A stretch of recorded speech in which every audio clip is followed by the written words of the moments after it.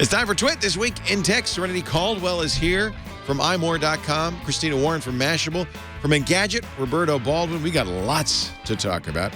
An NAB wrap, the latest with Amazon, Google, and the EU. It's all ahead. Twit is next. Netcasts you love. From people you trust. This is Twit. Bandwidth for This Week in Tech is provided by CacheFly at CacheFly.com. This is Twit This Week in Tech, episode 559, recorded Sunday, April 24th, 2016. Ew, EU. This Week in Tech is brought to you by Gazelle, the online marketplace for buying and selling used gadgets. Shop from a variety of certified pre-owned electronics or trade one in for cash. Give new life to a used device. Visit Gazelle.com today. And by Braintree. Mobile app development can be complex, but integrating your payments no longer has to be. With Braintree, your business can accept nearly every type of payment from any device with just one easy integration. Learn more at braintreepayments.com/twit. And by Headspace. Train your mind for a healthier, less stressed life. Download the free Headspace app and begin their Take 10 program for 10 days of guided meditation at headspace.com/twit.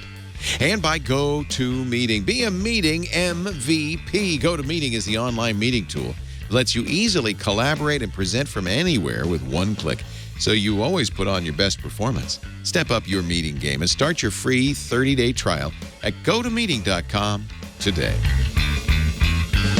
It's time for Twit This Week in Tech, the show where we talk about the week's tech news. And I've got some tech gurus here. We've gathered together to chat, and there's so much to talk about. Joining us, hasn't been here in a while, senior editor at Engadget, Roberto Baldwin. Great to see you, Roberto.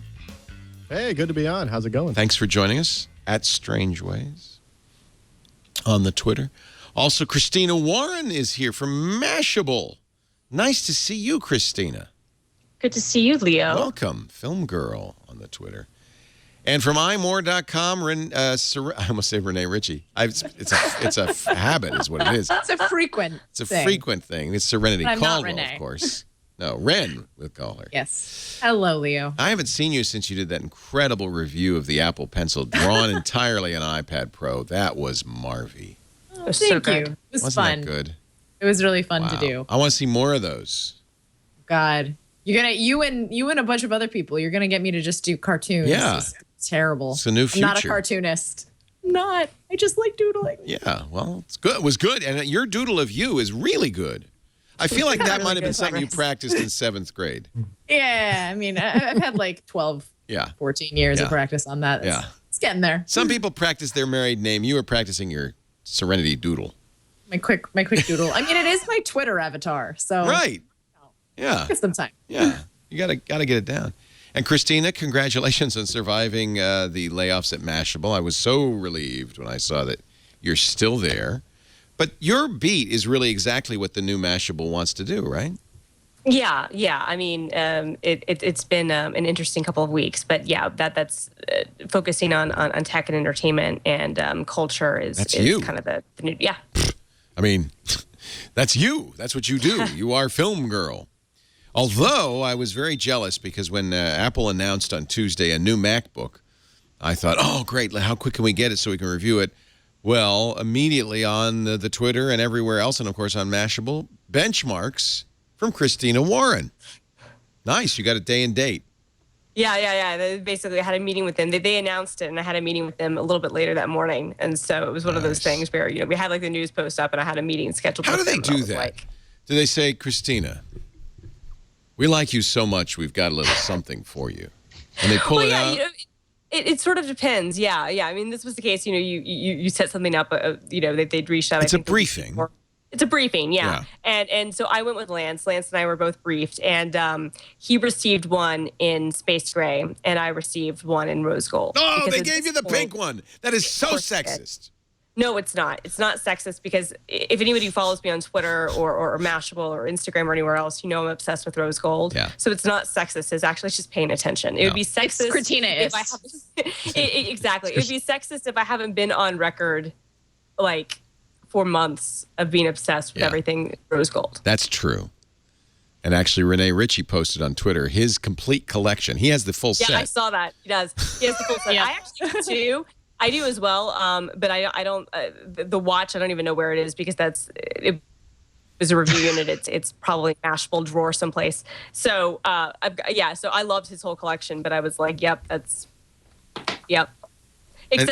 in my case, I've bought most of. Other than the new MacBook, everything I own that's in rose gold, I've actually purchased. Well, myself. You'll be happy to know that the one I bought for Lisa is rose gold. Good man. And the reason is we have the gold MacBooks from last year, and it was always a problem because our MacBooks are identical. So you can tell apart. I want her to have, and I'm not going to get the new MacBook. I actually incurred the wrath of a few Apple fans when I said, I think I'm going to get the HP Spectre instead, and then compare them, because this is the one that really is a clone of the MacBook, right? Complete clone. It's a little bit thinner, but it is heavier. But it has three USB-C, 2.5 pounds. three USB-C ports, and they're all Thunderbolt 3. So it's, it looks great. And apparently it's made of liquid chocolate, at least from the video that they show of melting chocolate or something. I guess that's the copper. It's a very Apple-y ad. But, they bested Apple in some respects. It has a lower res screen, but it does have... it has this full Skylake processors, not the M processors. Yeah, no, they're not the M, they're the Skylake. And and I think the big thing, obviously, for me is that the Thunderbolt 3 and the 3 USB-C ports. So, funny thing is, it's thinner on the edges. It's fatter in the middle. It's just like Apple's stuff where it's bowed, and the bulge in the middle is 0.6. I don't know. Somebody put it up on the chat room point. There it is. There's the melting whatever that is. Done there. I don't know. It looks like chocolate. I don't know what that is. It does look like chocolate. I think it's supposed to be copper. And a honeycomb pattern. Yeah. Is there a honeycomb pattern on the laptop? No, and there's not an Eames chair on the laptop either. It's just It's and the Eames chair is just there for them to see. Look. We care about design. We're design. This has nothing to do with us at all. We just want to look relevant in the design space. Well, they're taking a page out of Apple's book, let's face it. Oh, totally. And they're using that old HP logo that... I like the new logo. That's old? I like it too. Well, it was originally part of, I think, a 2011 brand redesign. The Verge had an article about it, but I remember seeing it. This was 5 years ago. Remember when the first big HP... hubbub happened when they were like, we're killing WebOS and we're getting out of PCs and everybody was like, oh my god. At that same time they announced or it was leaked a new identity thing, and that's what this was. So I like it. I think it's actually a great logo. Have they split up now? Yes. The HP has the split is done. The split is done. So there's the PC division. Did the printer division go with the PC division? Pretty sure it did. Yes. And then there's the enterprise services, big hardware division. Okay. Right. That actually kind of makes sense. The merger with Compaq is famously referred to, along with the AOL Time Warner merger, as one of the worst mergers of all time. The worst mergers of all time. Thank you. Totally. It was.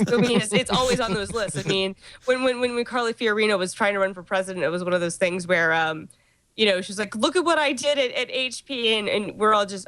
I was in high school when that happened, and I was like, I was in high school, and I'm going, you really don't want to run on that. That's really not a good idea. Yeah. That's really not a good idea. But then it was followed by a number of articles that many of which said, don't mention this, Carly.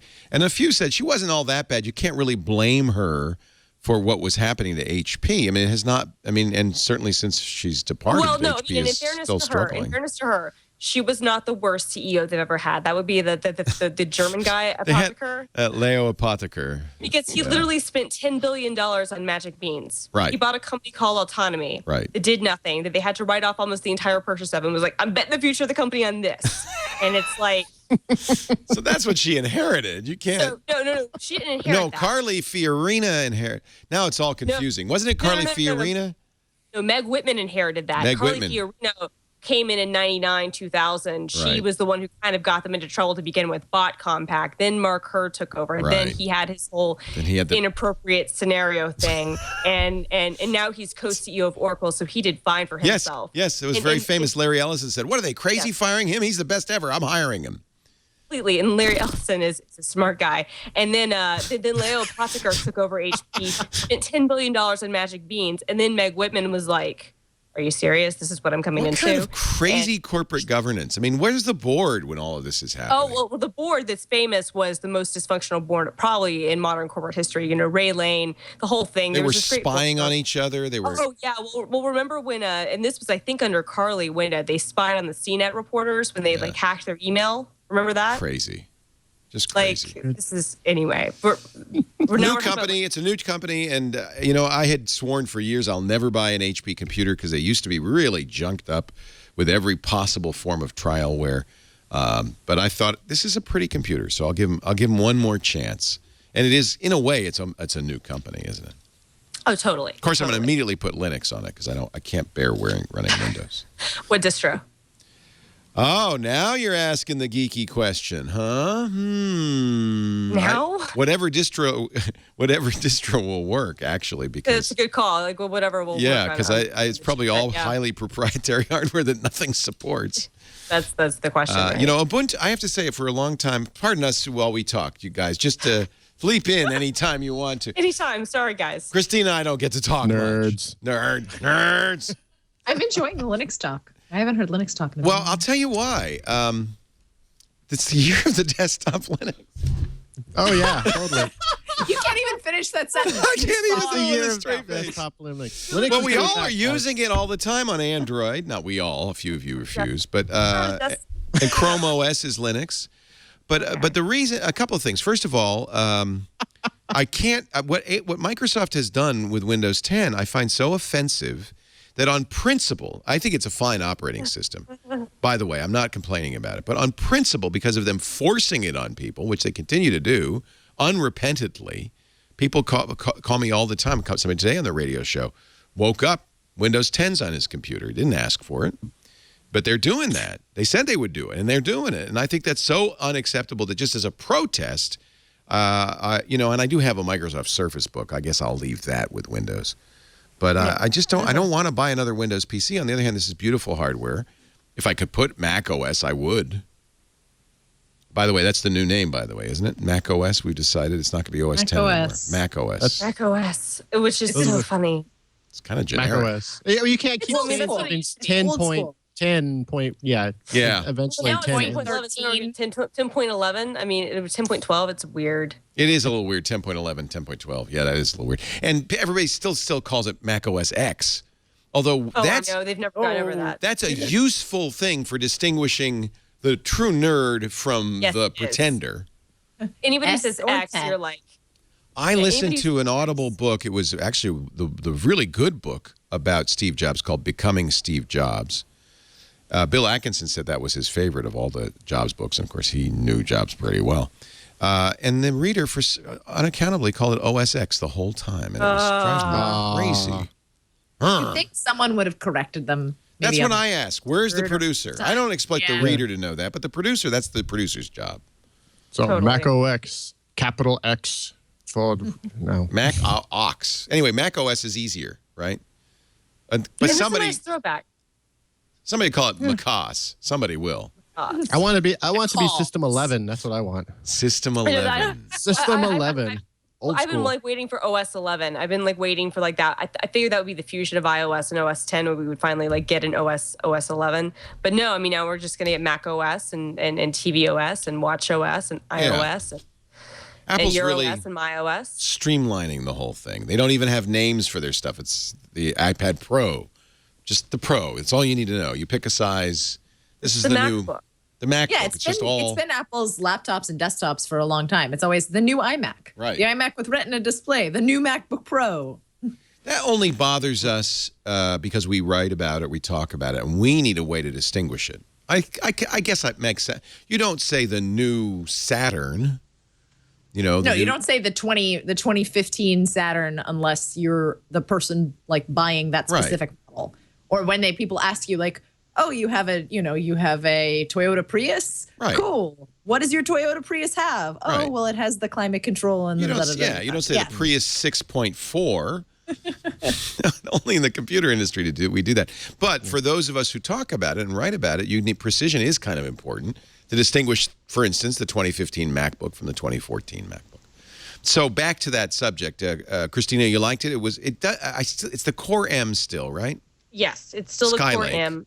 Skylake, yeah, which has made a big difference in performance. It has. Okay. It has. I mean, so and I noted this in my review. The one that I tested last year was, I guess, what would now be like retconned as the Core M3, but last year they were just calling it the Core M, and that was the 1.1 gigahertz. I reviewed, and I think all the review units they seeded were the 1.2 gigahertz model, and so M5, and so that's nominally slower clock speed. No, I mean, it's faster than last year's. And so my Geekbench results were about 25 to 30% better than last year's, but that wasn't really apples to apples. Based on other Geekbench results, you saw about a 15 to 20% increase in raw CPU speed and then a 25% increase in GPU. Wow, so that's there is significant. better performance. It is, and I think that's all coming from Skylake. I think it's two things. One, Skylake finally is here. There were a lot of improvements on that end, and I think the secondary thing is that this is now their second iteration with Core M, so they've been able to do more with it. So I think you're still going to hit those roadblocks, and for me, I don't think I could make it a daily driver for me. It's so close, which is what's the annoying thing. Just because it's not fast enough, or is it the keyboard and other issues? Well, it's a couple of things, but I think for me, mostly will honestly be some of the GPU stuff. I convinced my best friend to buy one of these last year, and she will yell at me every time her Mac does not perform correctly. She screams at me when Chrome and TweetDeck and other things. It is my fault because I was the one who told her to buy it. And I said, it'll be great for you, Allie. It'll be just fine. And then, Can we just establish that we are in no way responsible for your choices with computing products? Yes, let's please establish that. We will talk about things. We like things. We're enthusiasts. We might make suggestions. But it's I'm on not your you. mom. I'm not your dad. I'm not your Figure it daddy. out. Don't blame us for your bad choices. I'm like, don't blame me, but yet I do feel guilty, because she bought this gold contraption. Was there peer pressure? Was it like, there was not peer pressure. You want to be cool, right? Come on. Well, I mean, I said, she was asking, should I get this or should I get a souped up, MacBook Air? And I was like, I think the new MacBook, I think it'll be perfect for what you use it for. And then it turns out that TweetDeck and Chrome are kind of memory hogs, and kind of, if she doesn't restart it every day, it kind of slows down. So I think the new model will alleviate a lot of those concerns. But I think for what I do, just with having so many things open, I would be concerned about making it a daily driver, but it's getting so close. My big, I guess, complaint with it, two things. One, I mean, I love the design still, and I'm not even upset that they didn't update the design. I still do wish that there was a second USB-C port. Me too. I feel like that was the one thing I really thought they should have done. Yeah, and maybe they can't. Maybe there's no room. Maybe they can't. There could be room, but I think it would probably require a big, update to the chassis design. And I understand if they don't want to do that for margin Johnny's on vacation. Because Johnny's on vacation. What is less, I guess, okay with me is the idea that they did not go ahead and update that USB-C to Thunderbolt 3. Because that's built into the chipset. That's strange, built in. It is an odd admission, isn't it? And so to me, even with one port, if it were Thunderbolt 3, then you could, without any question at all, you would be in dongle hell, but you're going to be in dongle hell regardless. You could have a million things connected to it and be confident in the throughput of that port. So I feel like it would be more future-proof that way. My secondary concern, and I was completely fine with the price last year. I felt like the price was where it is for the type of device that it is. This year, I wish that they'd come in $100 less. I feel like it would be an easier thing to recommend if it were $100 less expensive, just because even though it is faster on both the SSD and the processor GPU, it looks the same. And because it still has the one port and it still has the non-Thunderbolt 3 port, I really feel like if they've been able to come in at $100 less, it would be that much more compelling. Because at this point, as you pointed out, Serenity, and on iMore, it's not just competing against other Ultrabooks. It's also now competing against things like the iPad Pro. And so I feel like the ecosystem of when you're buying an ultra portable in 2016, you have a lot more things to consider. Well, it's also pretty clearly going to replace the MacBook Air. Yeah, eventually, totally. And that's going to be a big problem. Because the Air has ports and power. The Air, but you have to remember, when the Air first came out, the Air was greatly derided as having way too few ports and being thing, wasn't vastly underpowered. Yeah. And it took that one very port that expensive. flipped down. Yeah. It had that one port you had to flip it down. It was ridiculous. But I mean, the Air brought both the price down, and they managed to position it as a sweet spot for, this is not the laptop for power users. This is the laptop for people who want a small machine, who want to travel. And I think that the MacBook will eventually get to that position, but it's never going to compete against a pro laptop. The pro laptops are going to eventually borrow some of its design. But I mean, if you want more ports on your Mac, you're going to want to go for a MacBook Pro. Yeah. Good point. Yeah. And by the way, Christina posted her a link to her gold collection. I don't know if the beats count. Do the beats count? The beats count. They're Apple. Is that rose gold, those beats? Are they? Yes, they are. Of course, they're rose gold Apple Beats. I bought them. I literally bought them just because of the color. I had the identical pair of headphones in red, and they came out with them in rose gold. And I literally that day went to the Apple store. I went in the rain. I was like, I have to get these, and that is how you know that you have a problem. I come from a era of computing where this kind of silliness makes no sense at all. I mean, come on. This sort of silliness has existed forever. Remember when HP had the Vera Wing laptops? Yeah, but they were terrible. Nobody bought them. And Acer made it aspire because they saw the iMac, that's Bondi Blue iMac. They said, oh, my God, the future of computers is design and color. So they made a hideous green. It had holes in it like Swiss cheese Acer Aspire, which also nobody bought. And everybody said, oh, only Apple has the customers that'll pay for this stuff. We're going back to beige boxes. See ya. Right. That's a good point. And they still do. I remember the black MacBook? I paid that black tax. $100 for black paint. I did too. $150. I paid it. I did too. That was one of the most good-looking laptops that I owned for years. We still have it. Awesome. I still have mine too. It's my probably my favorite Mac of all time, if I'm being totally honest, was my black MacBook. My black. It's the modern Wall Street. What? Black is good. Yeah, matte black. Matte black. You're not going to see on the MacBooks or the iPad Pro though. Apple knows its audience. However, they might want to stop lying to the audience. The Apple press release claiming all sorts of wonderful things from recycling. According to Motherboard, Jason Kobler says almost nothing about the Apple harvests gold from iPhones story is true. Apple put out the word that they'd got $40 million worth of recycled gold. Now, I don't know if Apple said that or if it was just the headline writers in all the articles I read, like CNN and Fox and Huffington Post. But apparently that is not a realistic number. Somebody else pointed out that all of Apple's recycling numbers, when you change them to metric tons, are perfectly round, like 5 zeros round. But they released them as U.S. pounds, which made it look like very interestingly precise numbers. I don't blame Apple for trying to promote the fact that they're recycling. I mean, this is a big issue. But read it with a grain of salt. It's easy for a reporter to see something. They're like, oh, it's a press release. Apple's not going to lie to us. Right. Apple wouldn't lie. And just, someone's like, oh, this thing just popped up. Can someone, bust this out really quick? You write it in 10, 15 minutes. You move on to the next article. But unfortunately, that's, you get caught a lot of times with that sort of stuff. And it's tough when you're like I said, those little 15-minute hits, trying to get them up on the site. Well, you get, and in reality, I mean, it would worked. Be better if we double checked everything we did. It worked. Quadruple checked. Yeah, they played the media perfectly because everybody picked up the headline, ran the headline. Any consumer that saw the headline remembers that. Nobody's going to see this Motherboard article saying, "Well, it's not quite true." They quote Kyle Wiens, good friend of the network. He's the CEO of iFixit. He says, "Really, what's going on is like carbon offsets. They cut recyclers a check." And then say, give us credit for recycling 1 million pounds. The percentage Apple is actually recycling is a tiny, tiny fraction. Almost all of the, according to Kyle, almost all of the e-waste in the U.S. is collected by folks like Goodwill, municipal recycling programs, or specific electronics recyclers.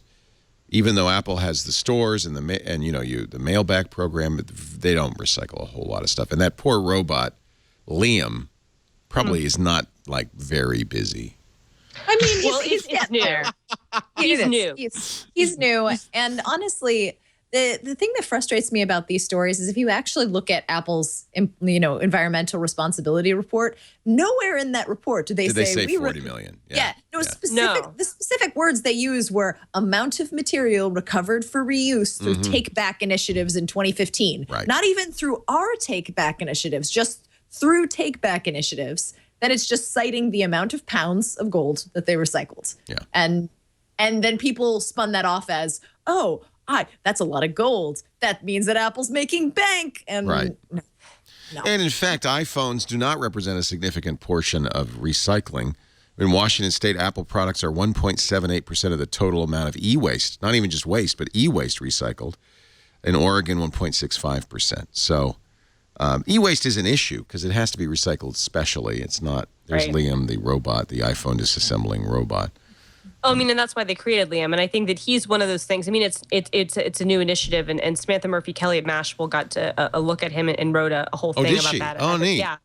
And wrote a really in-depth report about how it works. But that's a new thing, and I think it right now only works for one model of phone. But it'll obviously be able to be expanded in the future. Yeah. So, I think that this is something that they're looking towards the future of being able to do more of that sort of disassembly. We'll see, but Serenity makes an excellent point. If you read their report, the language they use, they're very clear about saying, and we're not saying we're us doing this. It's just all of these things. But they recognize, I think, both for the good of the environment and probably fiscally too, it makes sense to be able to have ways to disassemble and reuse these materials.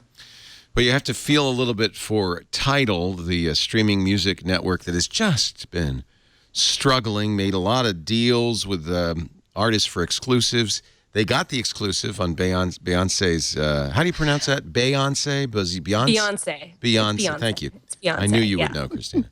Yes. On Beyonce's Lemonade. Is it good? Do you like Lemonade? It's fantastic. She's amazing. Didn't she just release an album like 6 months ago?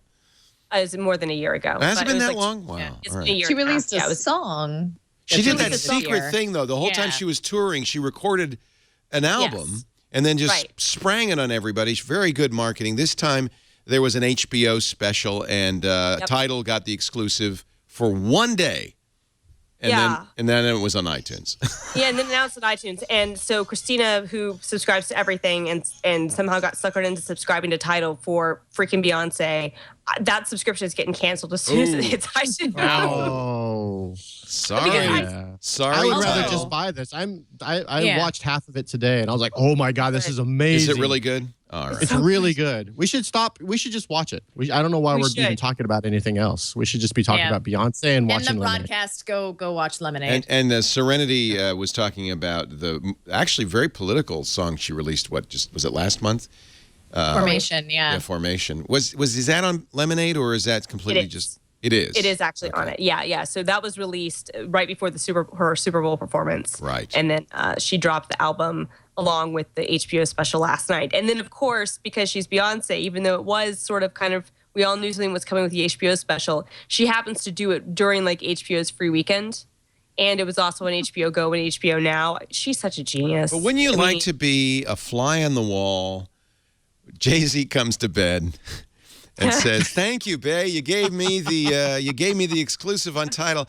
So Jay, actually, she doesn't call him Jay-Z. That's the stage name. She calls him Sean, right? Says, "Sean, I got some bad news for you." It's just one day. It's going up on iTunes tonight. So it's only available for iTunes for purchase. Tidal still technically has the exclusive for streaming, which is not a huge differentiation because let's be honest, anybody who likes Beyonce is going to immediately buy the album. Like that completely. That's one of those albums like Taylor Swift's 1989 that's just instant buy. Yes, it's going in my cart. Yes, I'm paying money for it. It's only $10 or whatever. Right? It's only $10. It's like Adele, Beyonce, Taylor Swift. They are the people who will get people to actually spend money on music. So this isn't. So one of the reasons I brought it up is to see how these artists are, kind of managing quite well the new digital world. But it's only these mega celebrities that can do this.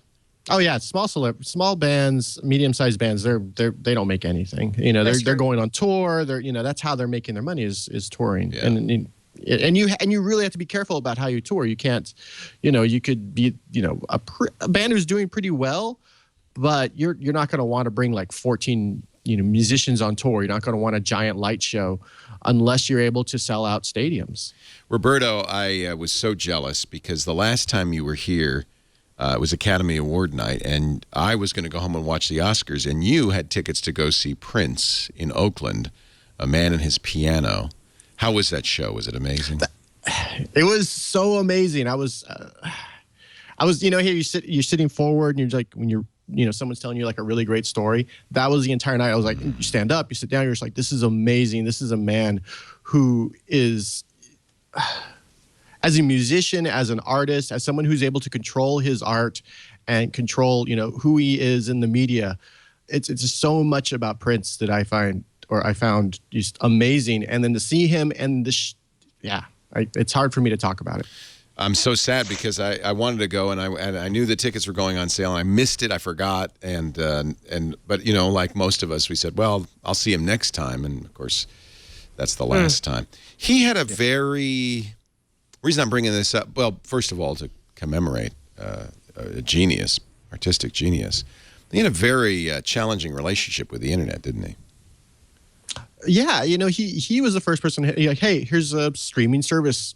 Before anyone else thought that was a good idea. And then, he became very anti-internet at some point. He's like, the internet's over, the internet's, and he pulled everything. You can't, it's difficult to find people Prince. he sued a mom for having a Prince song in the background to her dancing baby. I mean, he went crazy. Yeah, that's kind of the part of what happens with the law. If you don't protect, if you're not actively protecting your art, you have to. Yeah. Okay. But he wanted to control his music, which as someone who's an artist, I give them props for that. Some people, you want the streaming stuff. He didn't want it. He wanted people to buy his music. He was angry at the music industry, and very famously, that's why he changed his name to an artist formerly known as Prince. Used the symbol. He even had the slave written on his cheek, and that was, I think, reasonably directed against the music industry, a music industry that even to this day rips off artists. Why didn't he see the internet as the savior, as the alternative to that? He saw it really as a way the music industry was using to continue to rip off artists. I think he just saw that suddenly people were able to listen to his music without paying for it. He put a value on his art, and when people aren't, they're not paying that for that value, then what's, I work hard for this. Why aren't I getting money for this? If you're a writer, that's the same thing. If you're any sort of artist, if you create something, I feel like you should get some compensation for that. And when I can just hop on to YouTube and listen to almost any band I want without paying, without a streaming service. I understand that emotionally. Yeah. I understand that, but you also have to recognize reality. And you're not going to put away the internet by not letting your stuff be on the internet. Yeah.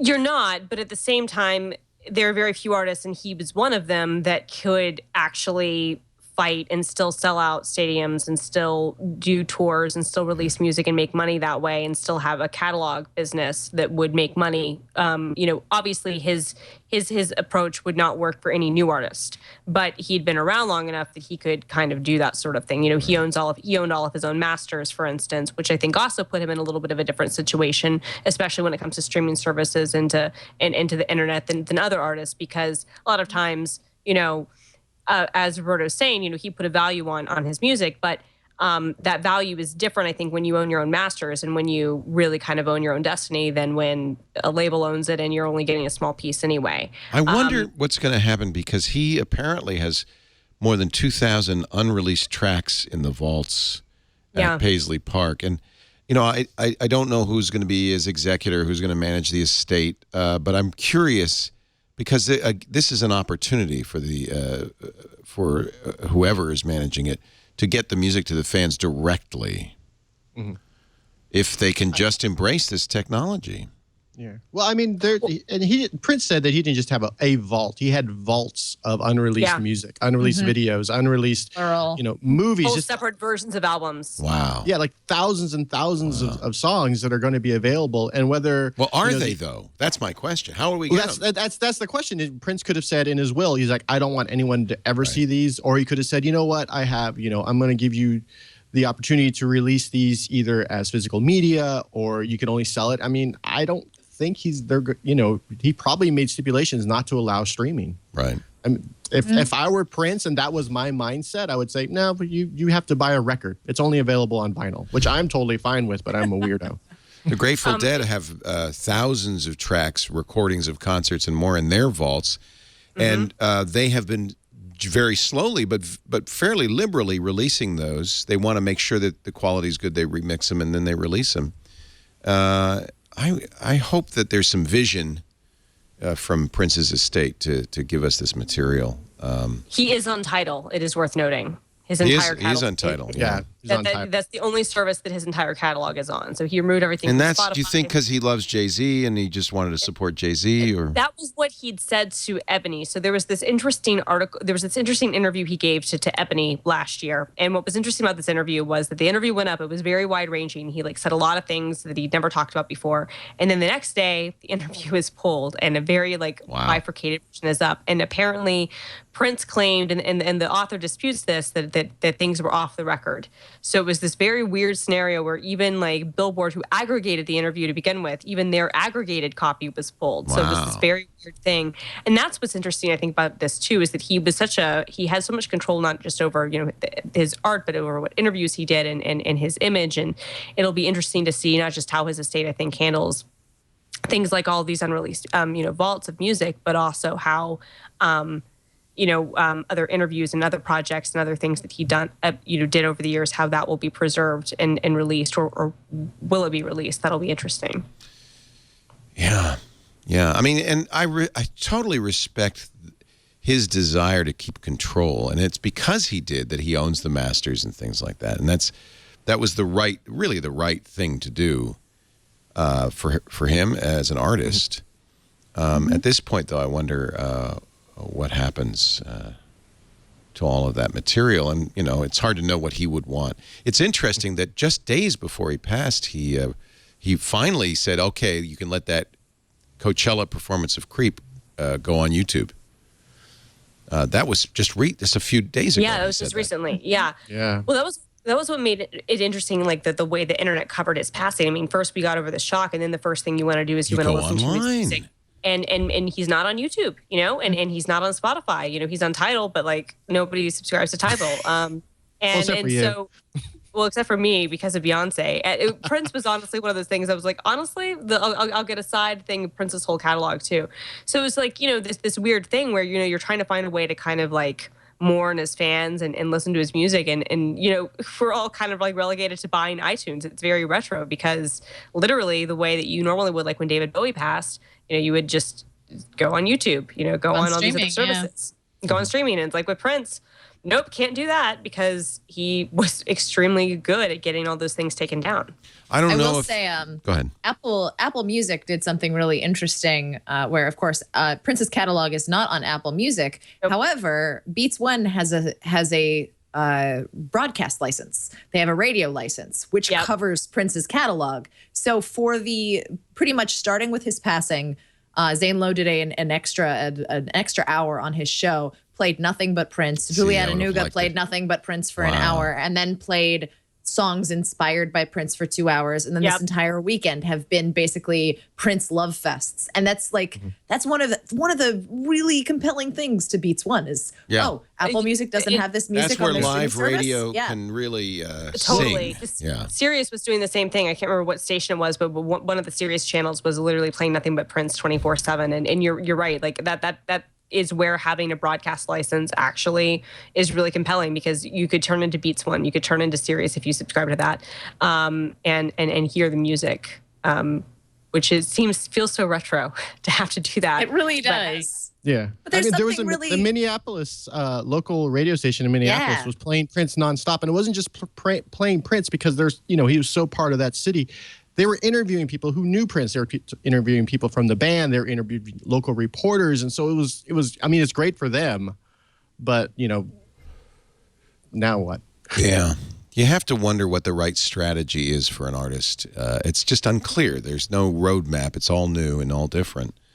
But it's certainly true that, so I found out about it on Twitter, right? Of course. That's where you find out about these things. Mm-hmm. And it's funny because I had been on, I actually was on GNU Social, which is kind of the open source alternative to Twitter. And it's very small. I mean, there's a bunch of them. There's quitter.no and so forth. That's the one I'm on. And, it's very geeky. Cory Doctorow posts there a lot, stuff like that. But I noticed there's not a lot of news, not a lot going on. And so just at a chance, I switched over to Twitter just to compare the two. And there it was literally, I think the first tweet I saw was Prince has died. And I was shocked, of course.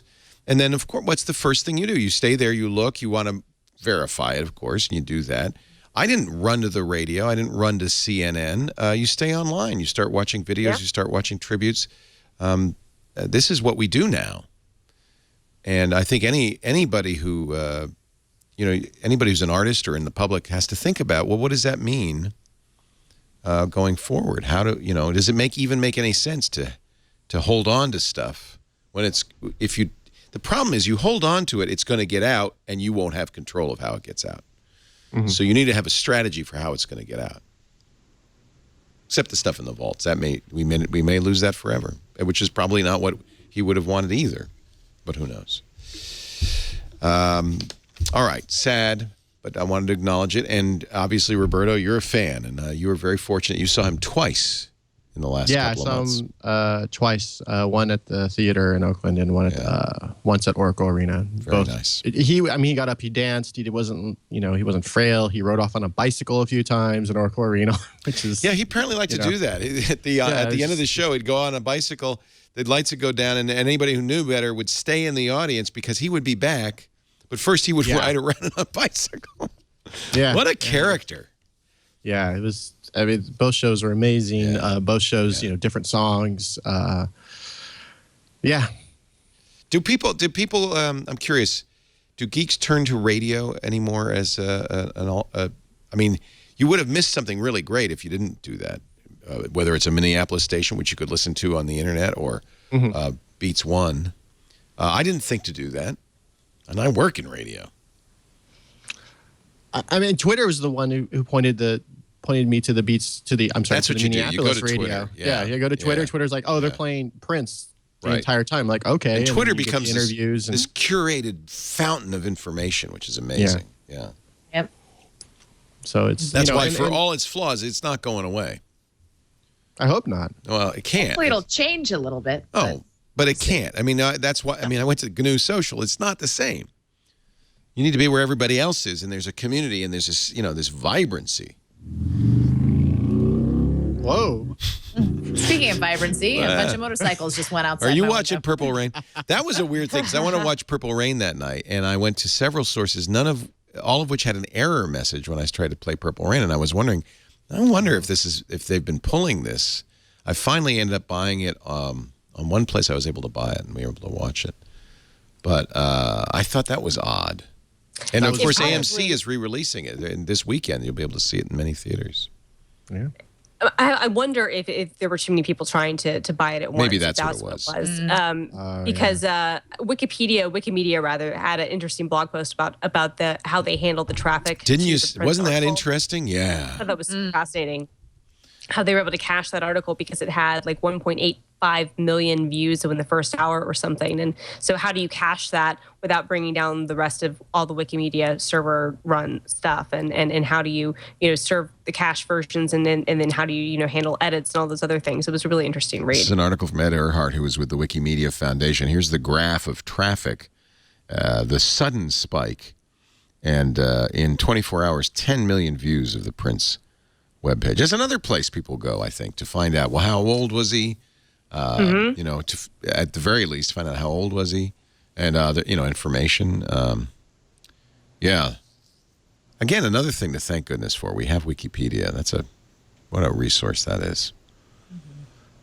People were trying to edit the article. In addition to the high traffic levels, so many people were trying to update the English language article that the rate of edit conflicts spiked at 15 per minute. That's 5 times the normal average. Wow. I'm not sure if that's because people wanted to put the end date on there or because they wanted to correct stuff. Really interesting how Wikipedia handles this. And, of course, they were prepared because the same thing happened when Michael Jackson passed. Sad to say they've had some opportunity to do this. Yeah, I think it mentioned in the article that they actually kind of introduced this whole thing after Michael Jackson passed, because that was the first time they ever experienced traffic like this. I don't know if you guys remember this, but when Michael Jackson died, like Facebook briefly went down. Like that was in 2009, and so Facebook's server organization isn't what it is now. But that I think was such a shocking. I'll never forget my older sister calling me. MJ is dead. Facebook is down. Call me. It was one of those things, and I was like, I'm aware. I'm on the internet. I see the TMZ article. I see the whole thing. I'm sitting in shock, but literally, like, Facebook went down for probably 15 minutes because so many people just instantly wanted to get on and talk about it. It's a new world. That's where we meet. That's our community center. The internet, the social media. That's where we talk, and Twitter and Facebook primarily. And there's the New Yorker cover, which is just beautiful, purple and rain. And they had that up within a few hours of his passing. Sad. All right, we'll continue on. Lots more to talk about. Great panel to do it with. Roberto Baldwin is here from Engadget. He's a senior editor. Hello. There. Hello. Also joining us from Mashable.com, Christina Warren. Great to see you, film girl, once again. And all the way from Baston, Serenity Caldwell and imore.com. Our show today brought to you by Gazelle. When it's time to get a new phone, well, there's 2 reasons to go to Gazelle now. Of course, to sell the old phone. If you go there right now, gazelle.com, you'll get a quote that's good for 30 days. Locks them in, not you, but it gives you the chance to, first of all, get the top dollar, because nothing gains in value these days. All these gadgets are going down every single day, so get the top price. But also gives you 30 days to decide to get the new phone, transfer your data over, and then send it to gazelle.com. They pay top dollar for all kinds of devices, even broken iPads and iPhones. They have value too. GAZELLE.com. At least get the quote. At least know what that old stuff. Don't throw it in a drawer. You wouldn't throw a $100 bill in the drawer. Don't throw your old stuff in the drawers. Go to gazelle.com. Find out what you're missing. When you're ready to sell it, they ship it for you for free. They'll send you a box, and then they'll turn it around fast. If you forget to wipe the data or you can't, they will do that for you. And they often adjust the value of their quote upwards. They guaranteed minimum, but not guaranteed maximum. And twice I've used Gazelle. They've upped the value they pay for something. That's nice. They don't have to do that, but they do, and I really appreciate that. Gazelle, GAZELLE.com. They'll send you a check, PayPal credit, or if you want to get a little extra, get that Amazon gift card. That'll bump it up by 5%. They also, there's another reason to go to Gazelle when it's time for a new phone. They sell certified pre-owned devices. Only the creme de la creme. They have a variety of iPhones, including the 6S and the 6S Plus, the latest iPhones. They have iPads. They have Samsung Galaxy phones. Whenever a new phone or pad comes out, that's the time to go to Gazelle, because that means they're going to get a flood of new stuff. And the very best stuff they inspect, they put it through their 30-point inspection, make sure it's not only fully functional but in great shape. And they will sell it in a variety of qualities. So you can, you can choose, do you want it to be perfect, or you want to save a little more money and have it slightly gently used? You get the choice. And, of course, everything you buy at Gazelle is backed by a 30-day return policy and sold without carrier contract. Gazelle, GEZELLE.com. You can get financing from a firm now. That's an easy checkbox right there at checkout. You'll be approved instantly. They also offer warranties for cell phones and iPads powered by Assurant Solutions that covers not just defects, but water damage and cracked screens, too. Gazelle is a great place to go to sell and to buy. GAZELLE, Gazelle.com.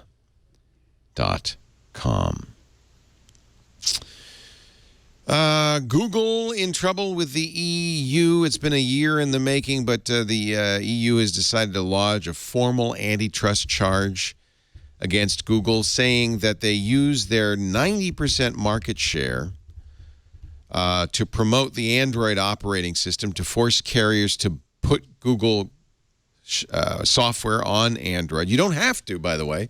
Anybody like Amazon could use Android's software, but if you want to put the Google Play Store on there, Google Maps, then Google Search, then you need to go to Google and you need to make an arrangement. And they feel like, the EU feels like this is wrong. They had potential fines of up to $7 billion. I don't think we'll see fines that hard. Google has 12 weeks to respond. Problem with all of this, in my opinion, is it's moving so fast. You remember this is similar to what the Department of Justice said to Microsoft in 1998. They said, you're using your market share on desktops to enter the new internet market, force people to use Internet Explorer. In the EU, the end result was completely stupid. It was a ballot. When you install Windows on a computer or first boot it up on a computer in the EU, until very recently, you'd get a ballot in which you get to choose which browser you wanted to install on Windows. That was the answer the EU came up with. I feel like it's very difficult. And, of course, the 1998 Justice Department went on and on, cost a lot of money, and I don't know if it accomplished anything at all. Microsoft managed to become less of a monopoly all on its own. Any thoughts on what the EU is up to? Oh, EU. Oh, EU. Knock it off. I mean, I can kind of see their points. You get your Android phone, it has maps, it has, But that's what Google consumers Chrome, want, right? Yeah, but that's kind of what you want. And then you're like, oh, well, it has Google Play. Like, oh, well, let's put a third party, let's give the third parties an opportunity to put their store on there. And I'm like, I don't think that's a good idea. No. I'm beyond the Amazon app store. My concern is, rando third parties with their app stores and malware. That's it. That's my. You've introduced more malware into the EU. Good job, guys. This is what they object to: requiring manufacturers to pre-install Google Search and Google's Chrome browser. You're not required to do that. Again, it's open source software. You don't have to, but if you're going to put Google services on there, you have to at least do Search and browser. Requiring them to set Google Search as the default service. That's how you get the other apps. Preventing manufacturers from selling other operating systems based on the open source code. Once you're part of this consortium running official Google Android, you can't do an AOSP version. And giving financial incentives to manufacturers and mobile network operators on condition that they exclusively install Google Search on their devices. Ironically, this whole complaint really started because Microsoft and other Google competitors, including the French search engine, which no one can remember or use, complained. They're competitors. They didn't like it. Yeah. Now Microsoft and Google have agreed to bury the hatchet. They're going to stop complaining about each other. It only took For now. 6 years. For now. Yeah. For a week or two. It's got to be frustrating because, my reaction would be, okay, well, fine, then I won't give you Google Search. Bye-bye. See you later, EU. Right. But that, you can't do that. But that would be my reaction. It's like, well, you don't like us. That's what I would have done to the right to be forgotten. Okay, fine. No Google Search for you. I think if you want to give, giving manufacturers the option to put a forked version of Android seems fine. If there's a forked version of Android that Samsung, well, let's say you're Amazon, and it's one of the reasons. I wonder. Amazon had the Fire phone. Fire was not. It was not. It didn't have Google services on it, did it? No, none of their stuff ever has. By the way, that sold really well, didn't it? It was a huge hit. The Kindle though. The Kindles do okay. The Fire tablets do okay, but they're not. But they're not phones. Yeah. No, that's the thing. You can get away with not having Google Maps on your tablet, even though it does become a little annoying. But you can't have a phone, and it's what I said when the Fire phone first launched. I was like, how are they going to launch a phone without Google Maps? Like, genuinely, how is that going to work? And it didn't work. So that's not Google's fault. That's the market weighing in. Right. I mean, in Amazon, their issue is a little bit more deep rooted. I mean, they may even make it so that if you want to install the Amazon App Store or Amazon video apps on your Android devices, you can't get them from Google Play. You have to go to Amazon.com and sideload them and install them that way. So they have, I feel like their issues are deeper and more have more at stake than some of these, AOSP complaints that the EU might be talking about. But yeah, I mean, I feel like it's one of those things. I mean, this is what you get for making an agreement with Google. If you want to get all the benefits of Android, proper Android, Google Android, then you've got to have their search there. I mean, that was something that when we first saw Android come to market, that we saw from the carriers. I think it was Verizon who had the deal with Bing, so that you would get like a Moto Droid, you get a Droid, and it wouldn't have Google search on it. That was like the flagship Android phone, and it had these other things on it.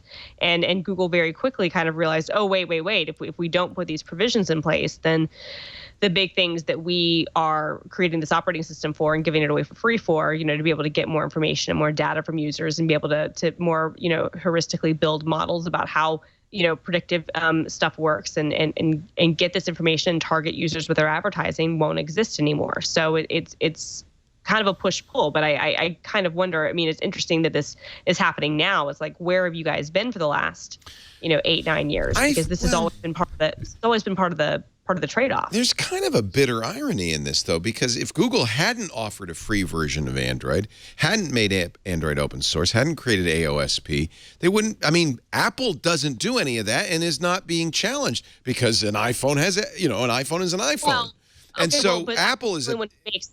But they're the only one who makes an iPhone. It would probably be different if you had other companies who would make iPhones. So they got hoisted by being more open and more, and Apple doesn't have to worry because they just. Of course, Apple does not have the market dominance. Yeah, they don't have 80% of the market. Right. It's that market share that they're concerned about. Right. I mean, it's partially market share, but it's also, it's the collaboration of hardware and software. And if you are working with other companies, it becomes dicey under EU legislation to say to other companies, no, you're only allowed to use our software or our specific things, or else you miss out. Like that's a dangerous precedent to set. And it's, I mean, as we've talked about with Microsoft, it's something that's come up before. Apple skirts around it not only because they don't necessarily have the market share, but even if Apple had 80% of the market share, I don't think the EU is going to come place the hammer down on Apple because their hardware that they make runs their software that they make. Right. I don't know. I think the EU would be, if Apple had 80% of the market, they'd be like, you need to license your software to other manufacturers. Really? I could see that as an option. I could see someone coming out of the woodwork and saying, you know what, you need to make iOS available for Samsung for other people. Wow. So maybe not having 80% of the market share is pretty good. Honestly, that does sound like an EU thing. That does sound like something the EU would do. It really does, honestly. I'm not saying it's logical. I'm just saying that's something I could see. It really feels like the EU just doesn't like a big company. We just don't want you to get that big and powerful. They did make Apple switch to micro USB for the USB. Yeah, they did. They did. They made them include those things in the box in right on. Countries. They still have lightning. They still have the lightning ports, but they make them put that box in. Right on. Yeah, they made a rule. It wasn't specifically aimed at Apple, but they made a rule that all smartphones had to have micro USB. It was totally real. Well, but remember the days when the Nokia phone, even different Nokia phones had different chargers. The mini USB, yeah. Micro USB was a lifesaver. Mm-hmm. The different chargers was the worst. That was a dark time. Well, that's the world we're in with laptops, right? Every laptop has a unique charger. I look forward to the day when everybody's Type-C. That's why I really celebrated the MacBook. I thought, wow, Apple's giving up the huge amount of money they make on selling MagSafe adapters for 10 times the cost. Wow. Well, now they're USB-C on the MacBook. Right. I thought that was a shocker to me that Apple was willing to do that. I'd love to see USB-C everywhere, although apparently the quick charge devices, the HTC 10 and the LG 5, which use USB-C and Qualcomm's quick charge, are out of compliance with USB-C. They're over voltage. You can only go so high, and Qualcomm says, well, we don't tell them that it's up to them how much voltage they want to use. And people like Benson Leung, who has been the staunch defender of the USB-C spec to make sure that it doesn't burn out things like your MacBook. Point out this is not in compliance. So you could plug in an HTC 10 to your MacBook and would draw too much power. Could hurt your MacBook. I mean, it's not a good situation. And even, I suspect Apple has some precautions built in there to their charging point just to prevent. I would hope so. Yeah. Well, I mean, it's Apple. They think about these things. But some other laptop manufacturers, not so much. And we've heard a lot about USB-C's relative flakiness when it comes to chargers. Still celebrate it, and I want it on everything. I hope Apple continues with that. I don't know if they will. It's the only way you could do one port, though, right? You couldn't have done that with MagSafe. You just have to. If you're going to do one port, it has to be data as well as power. Although I will say that that USB-C adapter connector that turns your USB-C port into a magnetic connection. I forget who. Maybe it was Belkin who showed it off at CES. I love the idea. I haven't seen it in practice yet. I haven't either. Yeah, no, I haven't either. I think it was Belkin, and so it pulls off just like the MagSafe does. It just if you trip against it, it pulls off. Is that it? Yeah. I know. I've sent my light laptops, like the former MacBook Air. I've sent it flying so many times, or rather, I would have sent it flying had I not. Yeah. How many times I tell you no roller skates in the living room? Oh, but it's hard. Are you back in roller derby? Did you get back? I am skating with Providence roller derby. I was actually. I thought I saw pictures. Below the waist, I am covered in red paint because we did a fundraiser called Gourd for Good today. Oh, dear. There's a 3K. So we all dressed up as roller bulls with horns. You can see it on my Instagram. And we gored. We slapped the runners with red paint as they ran by to raise money for a homeless charity in Providence. I grew up in Providence. We raised 120. Did you really? Yeah. Is that where you live now? Yeah, I live in that general area. I love Providence. My mom lives in Cranston. Oh, really? Yeah. That's awesome. Yeah. Yeah. Yeah. It's my new hood. I really like it. It's right near Boston. It's only an hour away. It is. Yeah. It is. Yeah, exactly. So I don't live in Providence proper, but it became too far of a drive to go to Boston roller derby. So now I'm with Providence. Nice. I recognize the deciduous. Well, doesn't your fiance live down there? Yeah, that's he does. why. Yeah. So when we moved in, yeah. Yeah. Yeah. So here she is in her red paint with horns. The running of the bulls. That's an excellent photo of me. I definitely had fun going up to the 9-year-old kids and being like, "Rawr. Here's some paint. Rawr. Rawr." Didn't wear the Apple Watch though. I was afraid to get the Apple Watch covered in paint. No, there's rose gold and there's red paint. I definitely got my rose gold 6S. Got a little bit of red paint on it. Yeah, got a little bit splattered. iBookery is reminding me that since I left Providence, they now do a thing on the river where they dump fire on it, right? Have you seen that? Yeah, water fire. I have not yet, but I'm really excited this summer. Yeah, they have. All right, so it's not like directly on the water. I think they have it in little boats, and and they play music, like live music, and it's orchestrated and coordinated. It's supposed to be really fun.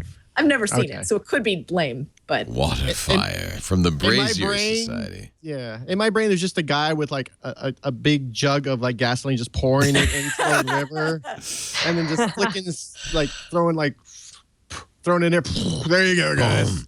Well, they do that at Yosemite. I don't know if they still do that. Remember the fire fall at Yosemite? God, yeah. Do they still do that? Not since the 40s. Although there is something called fire fall, but that's about the sun hitting a waterfall at a certain point in February. It's no longer, let's dump a campfire down a waterfall and take pictures of it, guys. It does seem like kind of not the best. Definitely safe, the best thing to do.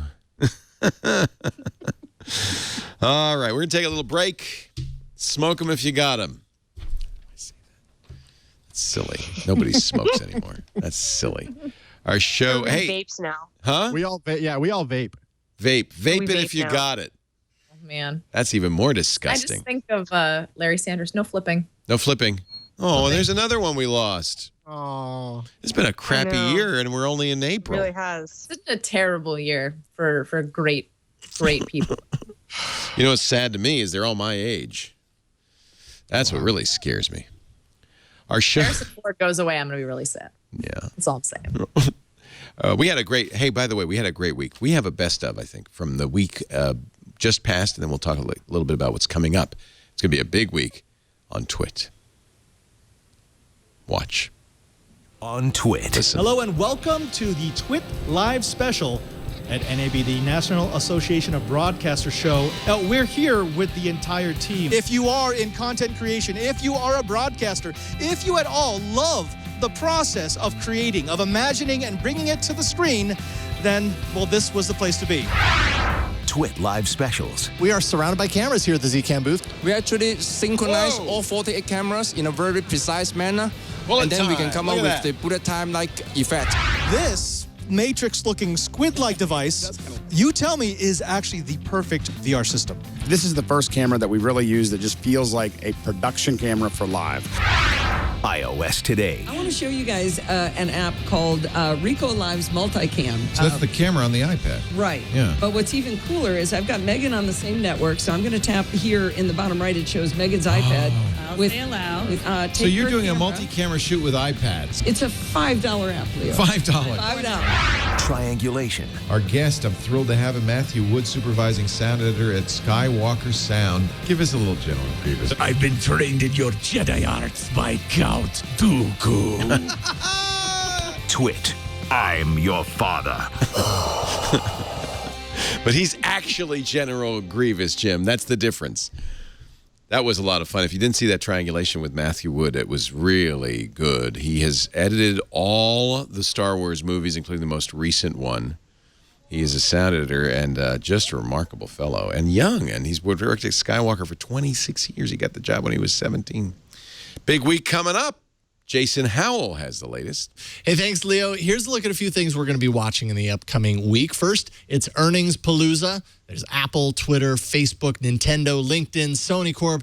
Honestly, that's just naming a few. There's definitely going to be more nuggets falling out of those trees, so we'll keep an eye on that. Also, Samsung is holding its developer conference in San Francisco, April 27th through 28th, with a focus on mobile, the Internet of Things, and, of course, what Samsung event would be complete without virtual reality in there. And speaking of VR, the 3rd annual Silicon Valley Virtual Reality Conference and Expo happens April 27th through 29th as well. That's touted as the world's largest professional conference for consumer virtual reality. We have a few kind of product-y things happening. On the 27th, the Kindle Oasis begins shipping to reading maniacs everywhere. And starting May 1st, Google begins to retire Picasa for good, with migration to Google Photos kicking into gear.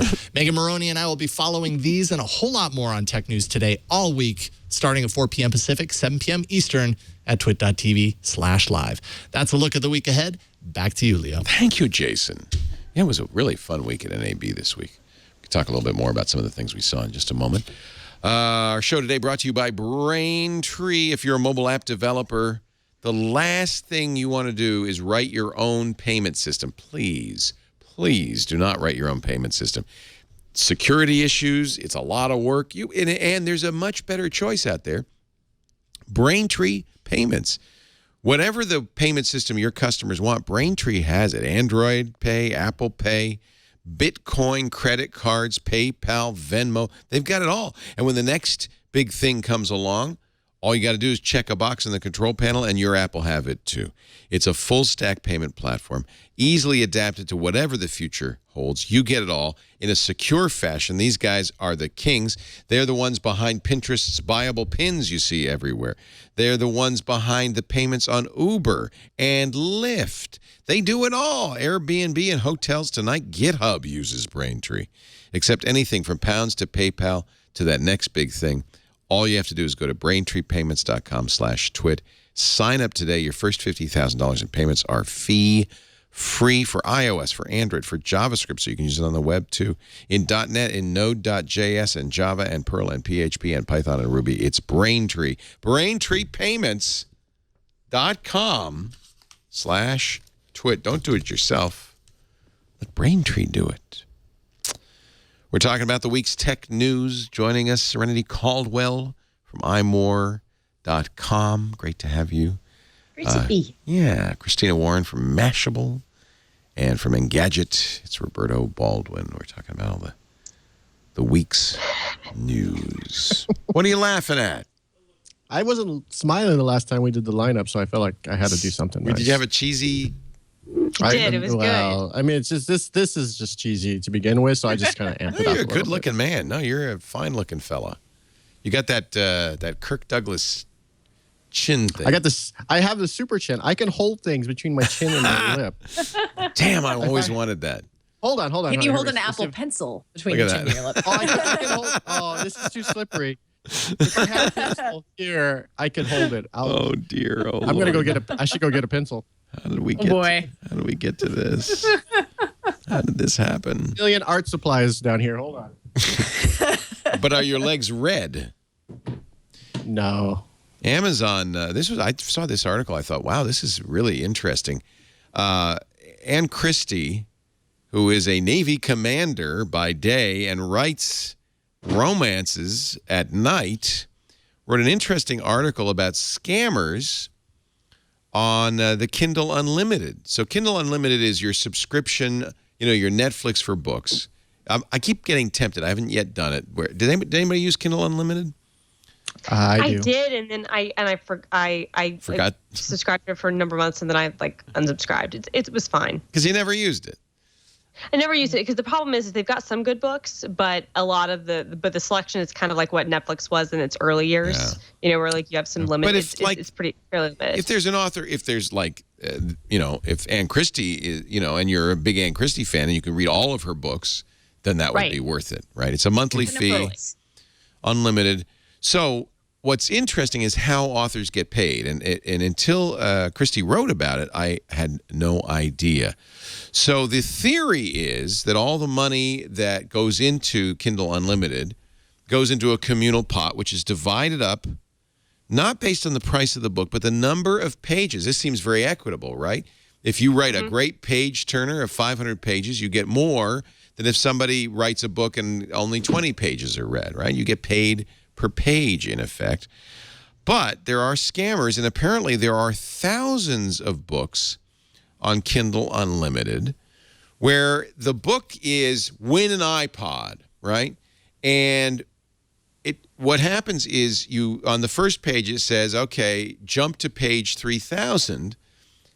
And it turns out the way the pages are counted is not sequentially, but just the farthest page anybody got to in the book. Oh, no. So these scammers, you go, I'm on page 1. Okay, jump to 3000 to win my iPod, which, of course, nobody ever wins. Now, Amazon says, oh, wow, they read 3,000 pages, and that scammer gets that much more of the pot per page. It comes into about, according to Christie, $1.57 for a 350-page book. That means like $15 for a 3,000-page book. That's a big chunk of change. So what a huge scam. I did not know about this. A, it's a scam. B, I want to write a choose-your-own-adventure book. I know. It's tempting and then now. Just the first choice is like 2 pages at the end of the book, and then you just kind of have them going back and forth. 740. Right. As long as they hit that last page, I'm in the gold. So now I'm quitting my job. I know. I haven't seen a response from Amazon, but I would guess, and one of the reasons I'm giving this blog post some publicity, I would guess that once they hear about this, they're going to do something. Because that's not fair. I sure hope so. That's not fair. No, I mean, I'm looking at this blog post now, and I mean, she was saying that one of the scammers actually created a YouTube tutorial about how this works. How to make a scam book. And it showed that this person made like $70,000 in 1 month. I mean, and it's crazy because this reminds you of like the early AdSense scams, from like 12, 13 years ago. But you would think that, I mean, you could sort of understand how that happened in the early days of online ads and how people could scam the system that way. But you would think that Amazon, if you're going to have a system like this, that you would have provisions in place that would prevent this from happening. Like, this just seems so obvious. It's disappointing that they didn't foresee that obviously this would be the sort of thing that happened. Bad coding. It's bad coding. It's a coding omission. I honestly think that. Remember, the Kindle's not very powerful. It can't, it's not going to sit and watch you turn the pages. You got to find a way to make that work. But WhisperSync. I mean, WhisperSync it's telling you where you are. If WhisperSync sees you go from 1 to 700. I'm still holding a pencil, by the way. Go ahead, put it on your chin. Just put it in your chin. Let's see. While you're talking. Oh, yeah, bravo! There you go. Yeah. There's the album art for the show. There we go. Put that up. Sorry, Roberto. Oh, boy. You win. No, by the way, I think you're going to also get the title of the show, EU. So you're gonna. This is you. You get a perfecta here, a trifecta. It's Robbie's special hour. Robbie's special hour. Oh, I'm sorry, everyone. I feel like I'm wasting an hour of everyone's time. If that's no, you're not. No, people love it. It's so funny because people really don't want us to talk about news. They want us to entertain them. The news is just the spine. We can do both. I know. We can be informative and entertaining. I think that's the goal here. Infotainment. And you know what would be really entertaining if you showed us your red legs. Oh my God, they're not. That's the equivalent of jumping to pay $3,000. I just want to say. Yeah, it's like no. Oh wow. See, wow. Looks like you were beaten. Don't go to the hospital. Yeah. Jeez. I washed it all off my face, thankfully. Yeah. Wow. I wish you were wearing the helmet right now. It's in the car. Where are your horns? Go get it. Can't. Go get it. I always wanted to go to that. What is it? Diwali? What is the celebration where there's all the pink, all the colored? Like the color run? Is it the color run? Oh yeah, when they spray you with all of the different. Yeah, I always wanted to do that, but then I think that's got to cause cancer. It's Crayola paint. It's supposed to be non-toxic. Oh, it's Crayola. That's got to be okay. Yeah, there you go. There we go. That cannot be good. Breathe that stuff in. It looks amazing. Oh, yeah. They do an autopsy on you, and you've got purple in your lungs. That can't be good. He was just coughing up a rainbow. We don't know what was going on. We don't know what happened. We thought it was a Snapchat filter. I don't know. So this is like an event. This color run is an event. They're going through Queens in a couple of weeks if anybody wants to run out there. I see we can go to San Jose end of the May. The kids today, they'll do anything. Anyway, where was I? I just learned, today I learned Uber drivers don't get tips. Yeah. Didn't they imply that part of the deal on Uber was the tips built in? So they did like 5 years ago, and then they stopped implying that once it was apparent. They were like, oh, no, actually. What they used to do is in the early days of Uber, as I recall, some of the language kind of implied that the money, that you didn't need to tip your driver because the payment you gave included some sort of extra. But they got rid of that language probably 4 years ago. Lyft does let you tip if you're done, but yeah, you're right. That was something I think for early Uber users that we were kind of bought into. So now I feel like a total jerk because I've been getting out of the car going, thanks, see you later, never tipping anybody. Well, they don't have a way for you to tip, in the app. So no, you have to throw a 20 at them or something. Right, which I'm going to be honest with you. Part of the reason I use Uber is because I don't carry cash, so that's sort of a problem. And a lot of times the drivers won't take them either. Well, they will now because apparently, get ready, they're going to put signs in the Ubers saying, "I don't receive tips. Please tip me." And this is part of the settlement that Uber just settlement for the $100 million. Yeah. And they can't. Uber can't yell at the driver for doing that. Lyft has it in the app, right? Yeah. And Uber, Uber which is smart. I mean, because you don't have to tip a ton. I mean, you can just give $1 or $2, because they're still getting whatever their cut is from the thing. And then you feel good about that. I always just feel weird because like with a cab, like 20%, I can just I always give them 20%. Yeah. Same. But if I'm being totally honest, and this is where I feel like a terrible person, but I'm admitting this on the internet, so this is going to haunt me. I don't know if I would always want to tip 20%. For those of you listening, we are zooming in on the admission. And I'm very slow. I want to tip 20% in a Lyft or Uber because then it would be more expensive than a cab, and that defeats the purpose. That's exactly why Uber refuses to update their software to include a tip button.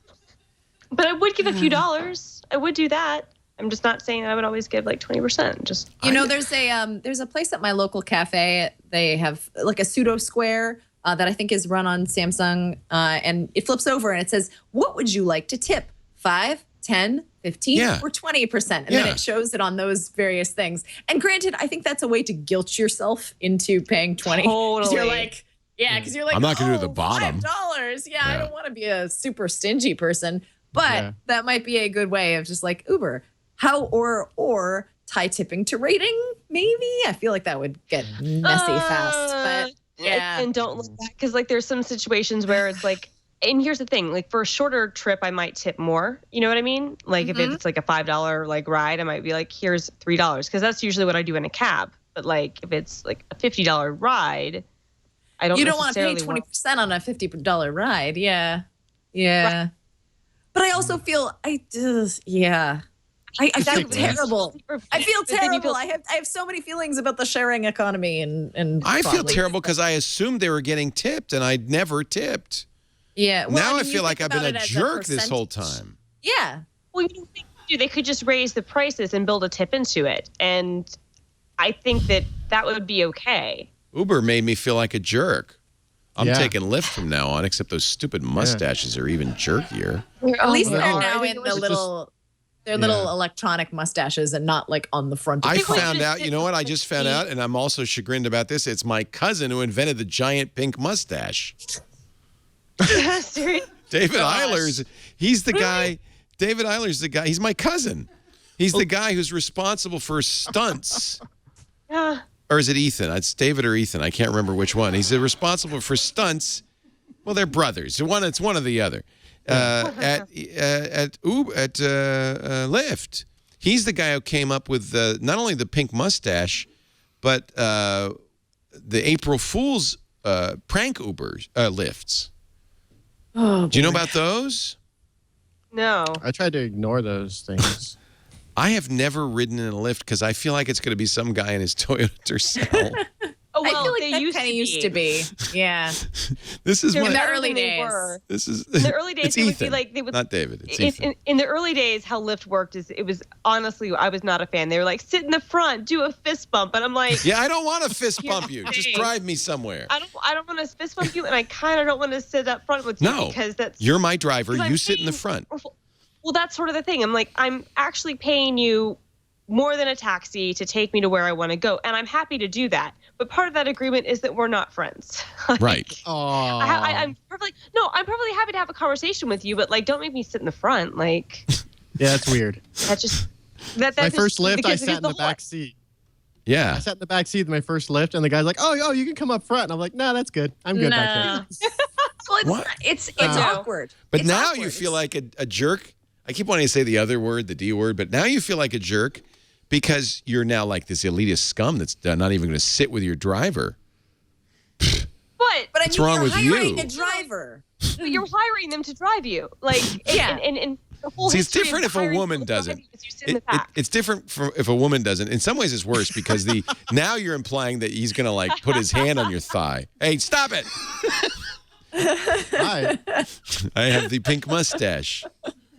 No, I mean, I honestly don't even think it's a gender differentiator. It's just you're hiring somebody for a service. And while, I have lots of mixed feelings about the service economy, it's still, if I'm hiring somebody who is putting themselves out there for a service, and the service that I am hiring them for is a service that I would normally get from a taxi, I am going to treat it like a taxi service. Exactly. I'm not going to be like, Exactly. oh, just because it's $3 cheaper, I'm going to sit up front and we're going to gossip about our days. Like, unless it's somebody I know who's also a Lyft driver. If I'm like, yeah, I'm going to give you some business. But I'm happy to talk to them if that's what they want to do. But yeah, you're right. I don't want to sit up front. I mean, now if there are like four of us traveling in the car and somebody's got to like sit up front, like that's totally cool. But like otherwise, it is a driving Miss Daisy situation. But that is part of the agreement you make when you hire someone to drive a car for you. This is what I do. Maybe this is going too far. I bring a little hat for him to wear. Is that too much? Yeah, that is too much. No one. Here's no one ever wants to be the person who sits in the front seat of the cab. If you have four people, I know, and you're going it's the worst job. No one is Yeah. like, oh, and most of the time in a cab, the driver goes, oh, because he's got all this crap sitting next to him. He's got to move all the falafel wrappers. You don't want to crowd him, right? That's his like shelf. That's his like storage shelf. Yep. If a Lyft driver makes you sit in the front seat, go through their glove compartment, change the radio station. That's what I would do. I would change the radio station. Oh my God. Just reach over and punch it. True. You know what I like? I like this. Hold on. I got a tape. Give me a second. I brought my own mixtape. You mind? This is my group. We're learning Tuvan throat singing. Oh boy. You don't mind if I play this? So this is what my cousin, Ethan Eiler, does for Lyft. He's like their prank guy. So did you know that on April Fool's Day in L.A., New York, and San Francisco, you could arrange a prank and there'd be weird practical jokes. There's prank mode. Like for instance, let me see here. This is the article about my cousin, the guy who came up. So an actor in burned clothing covered in soot and ashes and chicken feathers gets in the car carrying a live chicken in a cage, ranting about explosions at chickens. And then, so you're in this car with this person, and then, of course, your friend gets to say, you should have seen your face when... And apparently, this happened to Andrea Iguodala, who's this Golden State Warrior. Oh, no, Festus Ezeli.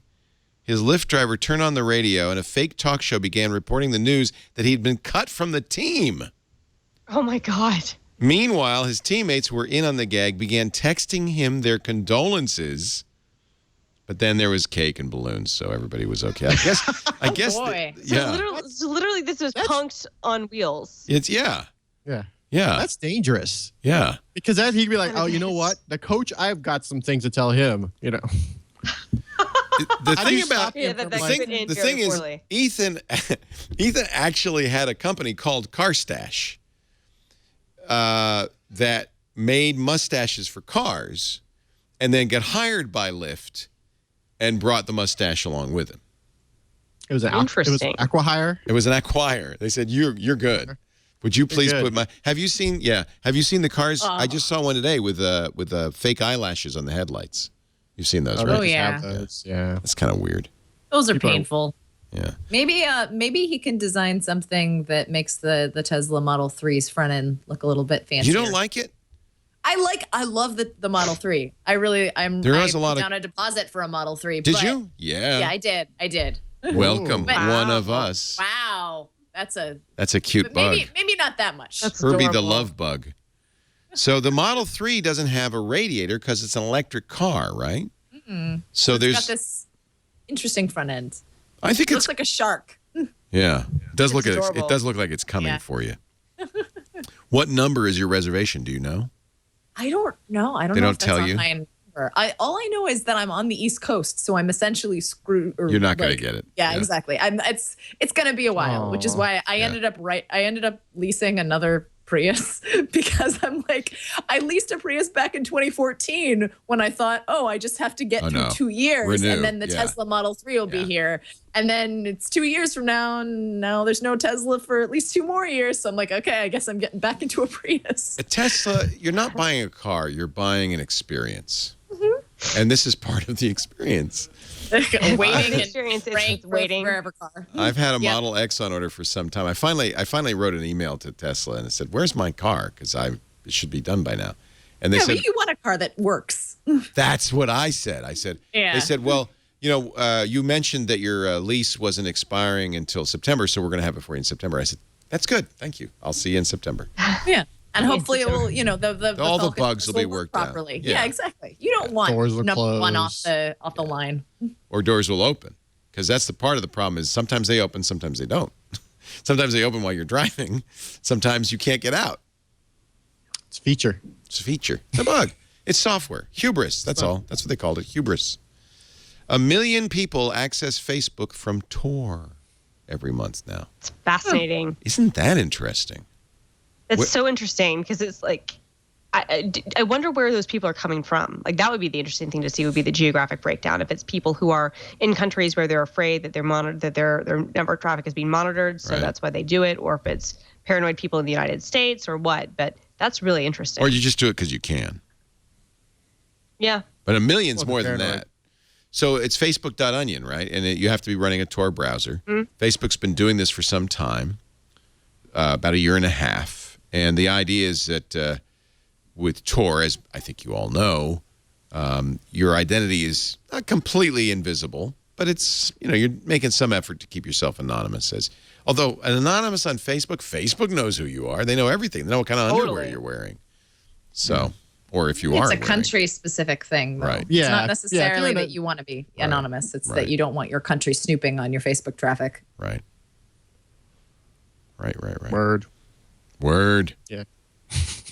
That was my agreement. Word. No, I mean, if you're in a country with oppressive internet, or you still want to be able to talk to family who have gotten out of that country, Facebook's a great way to tell them what's going on.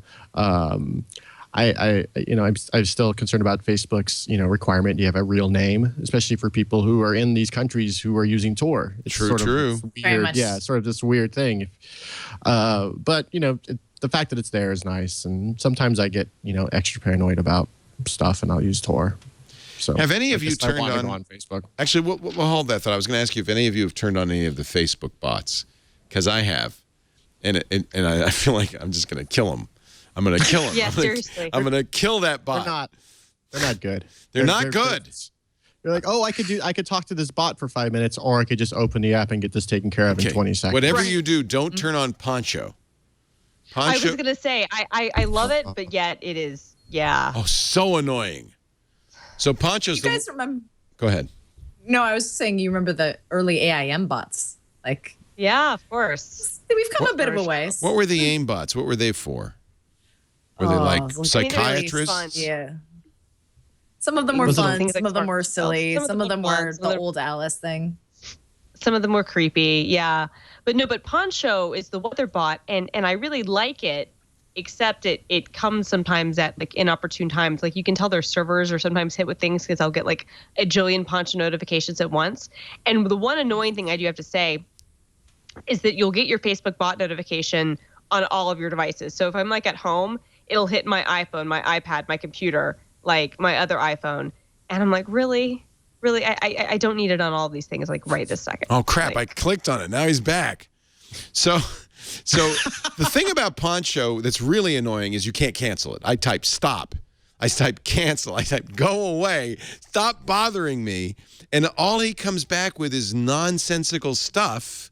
And the weather forecasts are even kind of nonsensical, weird weather forecasts and stuff. So finally, I figured out that you can actually block him like a stalker. Yeah, you have to block him. Yeah, exactly. He should have an off command. You shouldn't have to block him. No, you shouldn't, because the one thing I did like about it is that there were pollen notifications built into it, which actually for this time of year in New York is actually helpful. Yeah. And that's actually more helpful than what you would get from some of the just typical weather things where I can be your pollen situation today is pretty terrible. It's okay, well, good to know.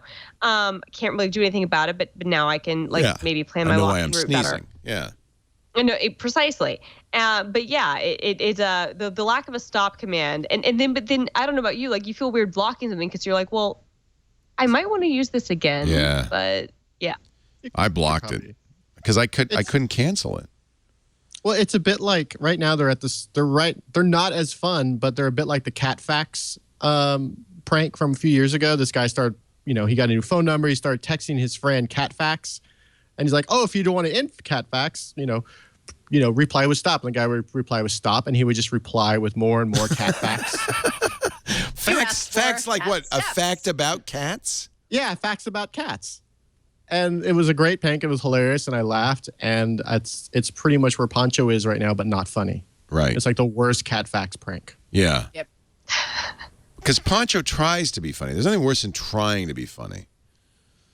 Poor robot.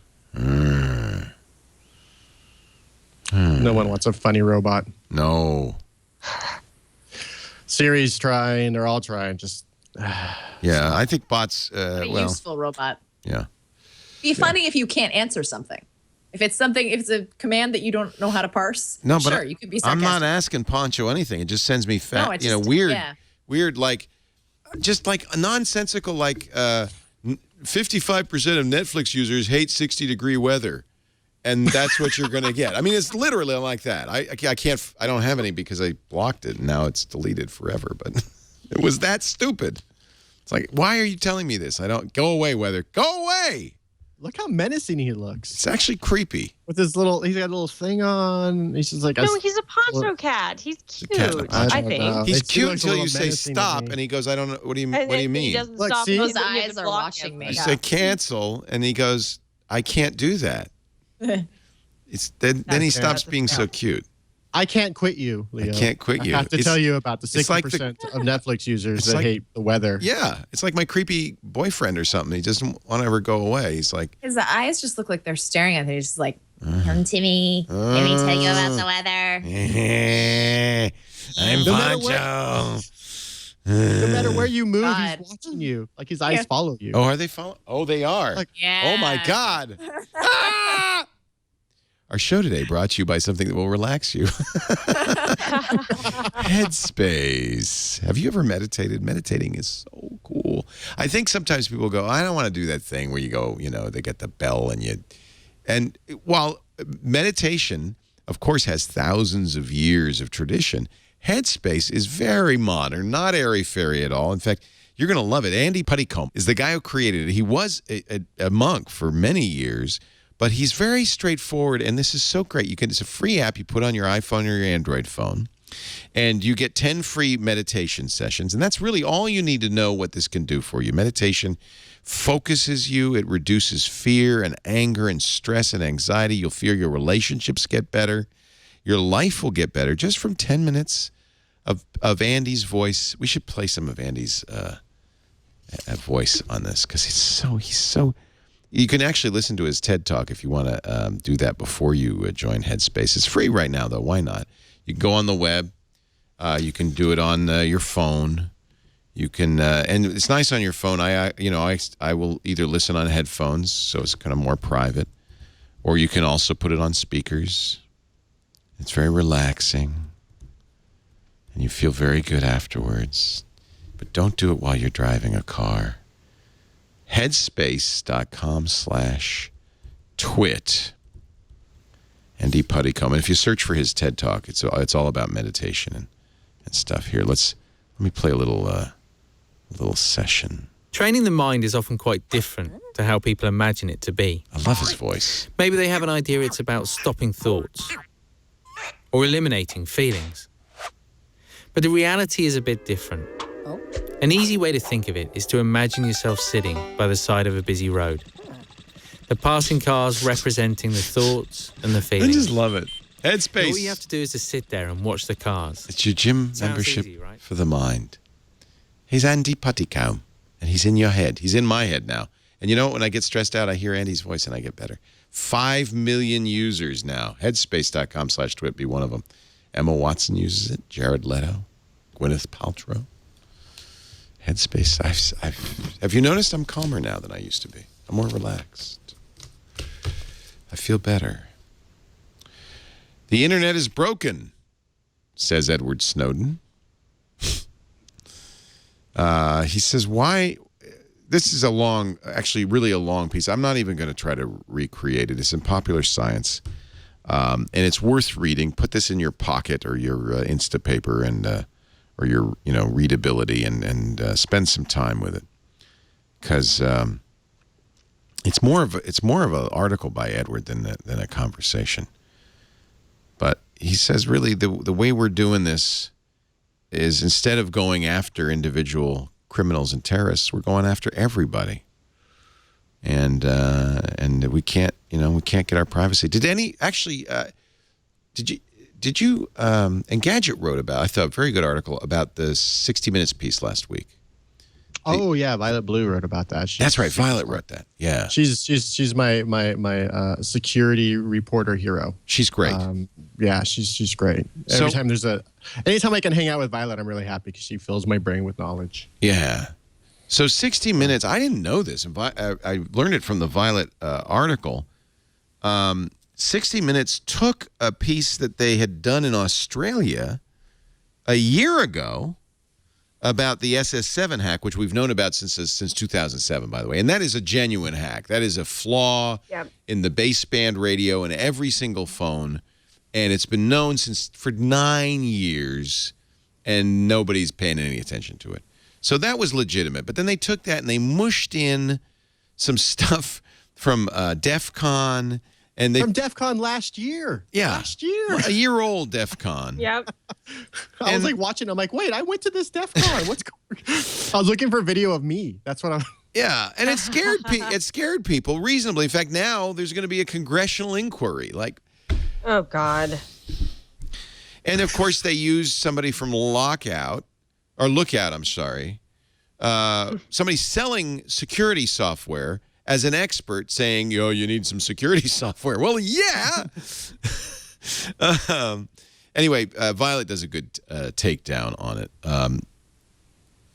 What she points out is while the SS7 hack is real, it is a difficult thing to do and probably would have to be a nation state or, a big actor. It wouldn't just be some guy going after you in a coffee shop. Also, we should point out that you don't have to really run out and buy Lookout security for your Android or iPhone. But a good piece.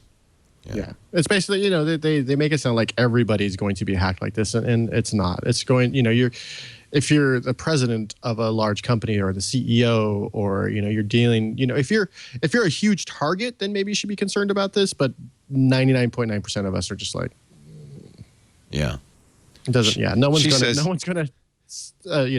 to hack the network, the telephone network so they can listen to you talk to your friends. Right. And the only time I use my phone is to actually order food. So no one's going to, It was typical TV. They really dramatize it. They had everything. They had the hackers sitting around in a dark room, and they gave this talk about histrionics. They had an iPhone and they gave it to a congressman, and then they gave the phone number to the bad guys to use SS7, and the bad guys start playing the congressman's phone calls and text messages. It's like, that's dramatic. But this is how Violet wraps it up. Don't get me wrong. SS7 surveillance, network spoofing, phishing, and spurious product placement are all very real issues that consumers need to be on top of. But 60 Minutes got it all backward in the name of drama. The show may as well have told people to soak their phones in bleach before burning them after their next sext for all the uselessness and flat-out fakety-fake hysteria in hacking your phone. There are a million great, truly chilling and unbelievably urgent hacking stories to be told, ones that desperately need to be addressed by the FCC and congressional investigations, stories that can be all of those things only but when they're told accurately.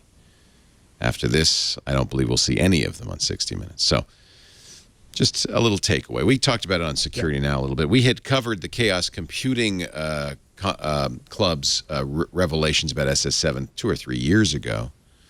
But as I didn't know this, but Violet points out that we've known about this since 2007. This is not new. Yeah. Wow. Yeah. It is an issue. The only place I'm worried about someone spoofing a cell tower is at DEF CON. That's the only place where I'm actually, like, that's the most dangerous place yet. Yeah, I have a burner phone with burner accounts. I have a burner computer with burner accounts. Like when I'm at DEF CON, like nothing. Totally. Like, it's awesome. I love DEF CON. It's fun. At the same time. Yeah. Don't bring your computer. You don't want to be on the wall of sheep. Yeah. Oh, good old wall of sheep. Embarrassing. But people there every year. Viber now joins WhatsApp with end-to-end encryption and hidden chats. Viber is another widely used kind of Skype messaging app around the world. A lot of people use Viber. So we're heading towards it. And they're interesting. Go ahead.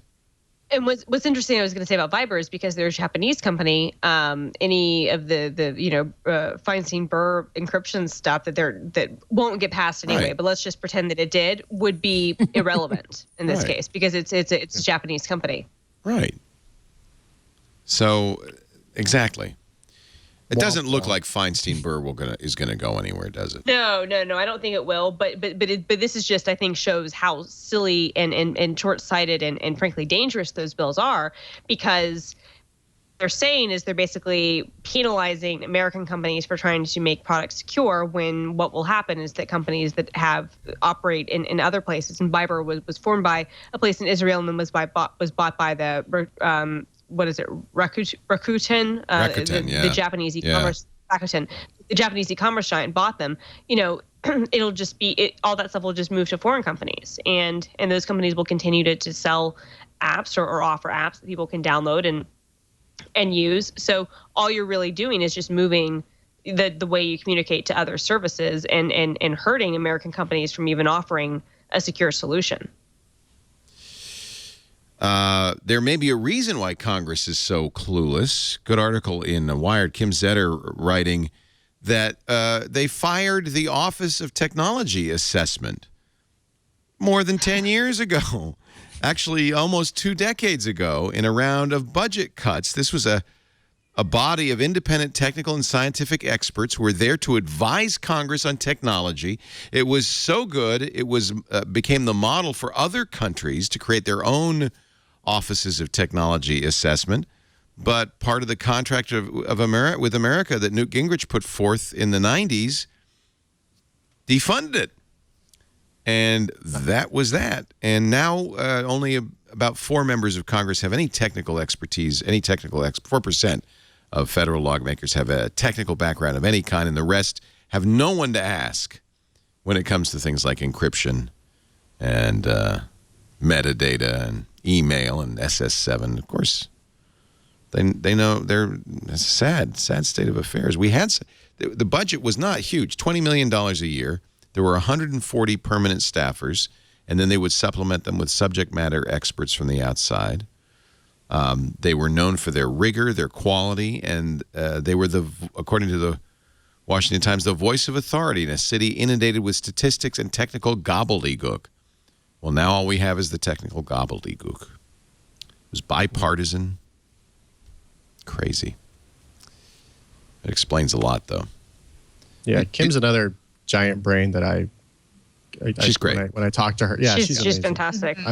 I love Kim. So the interesting thing she points out is really members of Congress didn't want some group of smarty pants telling the world that their stupid Feinstein-Burr encryption idea was a boneheaded idea. That just made everybody look bad. Totally. Oh no! So now it's my job. I know the emperor has no clothes. You don't want anybody telling anybody the truth, especially in government, right? We don't want anybody to actually know what's going on. Darn eggheads ruining everything. Ruin everything. Well, that's our job now. Did you read the expose of the? So Kevin Kelly, who I really like, wrote a very nice piece. He's been working on it a long time about Magic Leap. Kind of promoting this technology without really revealing in any way how it worked. Nilay Patel did a great job, I thought, in The Verge, saying, here's 5 questions that remain unanswered. What the hell is it? And here's the picture from Wired of a Magic Leap engineer in a photonics lab doing what Nilay calls appears to be cool engineer stuff. But what is it? And what's it running on? He says, is there a giant fridge-sized supercomputer under the table? Is there a new Magic Leap operating system? What is going on here? And then he said, of course, there's this video that is billed as shot through Magic Leap technology. Nilay writes, so, how does that work? What did the camera rig look like? Did they really just mount the glasses on the front of a DSLR? Why can't you see the frames of the glasses or any pixels at all? How did the camera know what to focus on? Is the content we're seeing live? Is it pre-rendered? Wait a minute. Is that the Google Hangouts icon? Is there a Google Hangouts app or integration? Does Magic Leap know how to parse the contents of that message and then pull related data? Now, I love Kevin. I think Kevin's a great guy, and he's a knowledgeable guy. But it does feel like this was not the most thorough investigation of what Magic Leap is up to. Have any of you played with it or seen it? Or all we've all seen is these demo videos? I have not. No. The video reminds me of, remember the Google Glass demo video came out? Yes, the guy running along. And that was insane. And I ended up talking to AR experts, and they're like, how the hell are they doing this? They're like, I've been doing this for 10 years. So we know, unless they're projecting right in your, no. And then, of course, Google Glass came out, and we're all it's a simulation, a serving suggestion. It's like Microsoft's HoloLens. Someday, you will. So anyway, the reason it's an issue is because, as a number of people have pointed out, between Theranos and other kind of, Kickstarters become the poster child for this kind of, suspicious technologies. It feels like we're falling for a lot of stuff. And, of course, there's so much money flying around in Silicon Valley that they're getting funding. I mean, a Magic Leap is taken so much, or is valued at so much, and for none of us to know what they are, and they are so secretive, which is why the article was interesting, that we at least got some sort of insight into something. It's just, as Nilay pointed out, we still don't know what the hell this stuff is. It's really interesting, but we don't know what the hell it is. Maybe someday we will learn. Fingers crossed. I mean, I would love it. I think part of the problem is we look at that and go, "That's what I want. That's what I want." That is the future. That is Minority Report, right? Yeah. That's Yeah. But it's until is it really what you want? actually. Yes. I honestly don't know. I don't want stuff on my face all the time. I don't want to. That's not relaxing. Like, I can relax at home and watch a movie. I'm like, I can do that on the couch. I can look at my TV. I don't want to look on the couch and I'm like, oh. And then you take it off and now I have zits like all around my face. Great. Thanks. Well, we're all just going to have to get used to raccoon face. We're just that, we all have to get used to that. We're all going to have it. You know what I would love? I actually, the Broadway singers and shows, they have like the little head mics. Yeah. I wouldn't mind something like that where it's like it hides right here and then it someday you'll have a little thing. You'll look like one of those angler fish. It has a thing that's hanging out there, and there'll be something beaming into your eyes at all times. Yeah, I want them built into my contact lens. If I could have it built into my contact lenses, I'd be there. I think that's potential, right? There's potential. As long as there's no camera. Yeah. You mean pointing out? Read only information. Yeah. Oh, I don't want, unless I'm a spy, I don't want to take pictures with my eyes. You've all seen Black Mirror, Oh, but right? I do. That's yeah. Do you remember that? It was like the second or third episode of Black Mirror where everybody has a built-in recording of their whole life. Mm-hmm. And they spend a lot of time like reviewing like great moments of the past. They're all looking like this. Everybody's looking in the half distance with their remote control going like this all the time. It's really good. What a great show that is. It's a phenomenal show. Wasn't that good? Black Mirror. It's modern day Twilight Zone. It's exactly what it is. Super eerie. It really is a perfect description. Yeah. Yeah. That one was excellent. And what is it? The guy gets mad at his wife because she's reviewing moments of passion with some other guy that happened in the past. Right? And then he says, well, I want to see that. She says, no. You delete it. No. Better we're in Inside Out land where it's only up here. It's only up here. Yeah. You can't see exactly. it. So good. So good. Speaking of TV, tonight's the night. What? Oh, there's new Bob's Burgers? What? What? No, I'm not talking about Game of Thrones or Veep. I'm talking about Silicon Valley. It's back, baby. Yeah. Yeah. I did not get invited to. Maybe you did. The premiere showings the other night. Anybody here on this panel? No. Who do you have to? Carissa Bell from National wins. Did she? She did, and I only know that because I saw her Snapchats, and she sent me snaps from it, and I was like, of course. Yeah. Only secretly being like, you jerk. You jerk. How'd you get to go? Man. Apparently, great show. One of the, Ev Costello, the former CEO of Twitter, is an advisor now for the show. Yeah. And he says, I keep telling them, you're not going far enough. It is much worse. It is much worse. We've done worse things than this. I love it. Well, I mean, he did have the dick bar. I mean, what? Really? The dick bar, the Twitter dick bar. It was that stupid bar they had at the top of the Twitter app that would like show trending. They searching called that the stuff. dick bar? No. Well, because it trended with obscene things for a little while. Oh, I guess it did. You're right. Also, his name was Dick. Well, that I remember. Exactly. Yeah. Well, that was the whole thing. It worked on multiple levels. It was funny. We've got another one of the writers of the show coming up at a triangulation soon. When is Dan Lyons going to be on? Next week? The week after? May 4th, I think. A couple of weeks. Yeah, May 4th. Talk about his new book. Good. Was it good? He blows the lid off HubSpot. I enjoyed it.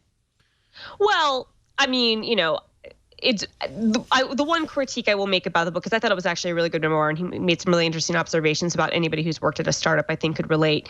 I would be a little bit remiss to try to extrapolate his experience at HubSpot, a company in Cambridge, Massachusetts, to Silicon Valley, because I don't think that those are really the same. But it was a really interesting read. I thought it was good. A lot of the observations are things that I think, as I said, anybody who's worked in a startup environment which is employed by a lot of people who it's their first jobs or they're just starting to kind of build a business. It was interesting. It was very funny. I thought it was a really good read. I read it 2 weeks ago. Good. I have it on my. I have to read it before I talk to him, but I have it on my bedside table. May 9th. May 9th. Yeah.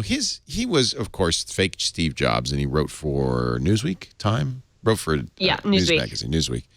And then lost his job. And, middle-aged guy, good luck finding a job in journalism in 2010.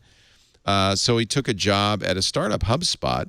And I even, I talked to him around about then. I thought, well, you're a journalist. What are you doing at HubSpot? And he couldn't really explain it. I guess now what I know what he was doing, he was gathering material for a book. HubSpot very famously went through all sorts of skullduggery to try to get copies of the book and stop it. Well, that's the best part. That's the funniest part is the epilogue. He'd spent a lot of time kind of using code names for some of the people in the book, and most of the people in the book have kind of code names.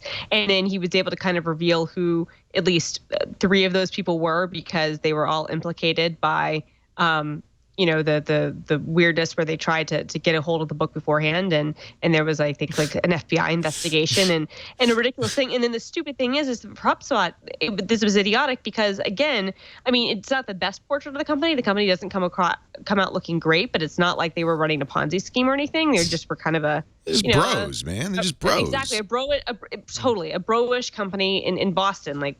Okay, like it's your company doesn't look fantastic, but they don't look terrible, and I think enough people would probably write off the negative kind of portrayal as somebody who just didn't fit in by his own admission for a lot of reasons. And right. They ended up doing themselves a tremendous disservice and giving the book a tremendous amount of publicity and a really great coda by being so terrible and trying to get a copy of the manuscript before it was done. When that story broke last year, I couldn't stop laughing because I was thinking, oh my God. I mean, I'm sure that for Dan, it was probably terrible to think that some people might be spying on you and you don't know, how far the information about you. And that genuinely, I think would probably be a really unnerving experience. But at the same time, I'm thinking, if you're him, you're just so excited because it's the best publicity a book could ever have. So you dream of this. When's the last time any of us thought about HubSpot before this book was coming out? I still don't really know what their business is. It's CRM, it's marketing, it's sales. It's kind of one of those nebulous, like, what the hell is it that you do?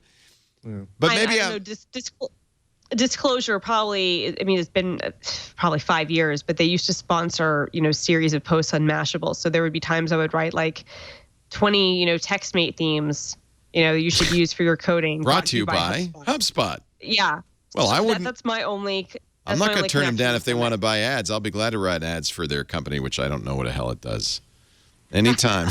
No, actually, I probably Whatever wouldn't. you do, we'll take your money. Whatever it is you do, we've got something for you at a mere $800 a month. It's an integrated solution for professional marketers. Ooh. What the hell is it? Anyway, the book is called what? Disrupted: My Adventures in the startup world of startup. Dan Lyons, we'll talk to him. Actually, coming up tomorrow, Bill Atkinson is back. We're going to play part 2 of our interview with the man behind Quick Draw on the Macintosh, Mac Paint, and HyperCard. He was extraordinarily generous. Gave me a 3-hour interview. We had to chop it up into 2 parts. Part 2 is tomorrow. And he's coming back in studio. We'll broadcast this live. He has an app. He says, the best thing I ever did. But he says, this is the one thing I miss about working for Apple. They had a great marketing arm. And I'm no good at marketing. I'm just an engineer. He's got an app, which I love, called PhotoCard for iOS. It lets you make beautiful printed postcards, which he then mails. And incidentally, he may kind of just, he's a very, very good photographer. If he sees, he could help that photo by a little nudge here and there on the slider. He's going to do that before he prints it out for you. Anyway, it's really cool. He's going to give us, he said, look, what I really need is a video of how to use this. I said, come up. we'll do this. We'll make it for you. You can use it in any way you want. So that's what we're going to do tomorrow. If you want to watch in, we'll do that. There it is. Photo card by Bill Atkinson. He's my new best buddy. I'm so crazy about him. And he was such a sweetheart. Such a sweetheart. So that'll be tomorrow, 11 a.m. Pacific, 2 p.m. Eastern. The return of Bill Atkinson. We're going to take a break, come back with some final words as we wrap up today's episode and get ready for, Game of Thrones too. Are you Game of Thrones fan, Serenity? I think you are. I am. Yeah. I go up and down with the show. Who doesn't? I have some feelings about certain. After the ways Red Wedding, I said I will never watch the show again. You know what? Did you read the books? I read the first book, and that's when I had read the book, so I started watching it, and then I tried to read the second book, but it was worrying on me. So I thought, well, I'll watch the show, and now apparently it has nothing to do with the books at all. Yeah. My wife, every time something big would happen, because I've read all the books, my wife would just turn to me. Why? Like, you didn't tell me. You did not tell me. Why did you tell me? I'm like, I don't want to spoil it for you. Bastard, you killed Kenny. I can't. Well, now we're all on the same page. This season, because it's made up. Ahead of the books. Yeah, we're actually now ahead of the books. Yeah. You know what? Yeah. He's enjoying life. He's not going to write any more books. If he doesn't write any more books, that's fine. How many Greek fisherman caps does a guy need? He's set. If he writes more books, I'll be really happy. If he doesn't, then that's fine. There was plenty. Yeah, that's true. You've given the world 7 million words about these people. There was. Is that actually how many there were? I wonder. I don't know. There's a lot of every like if he wants to describe like a cat, it's like 3 paragraphs. It's the books are very long. How many? Wait a minute. I'm googling how many words in Game of Thrones. How many words were used in George? This is a Quora section.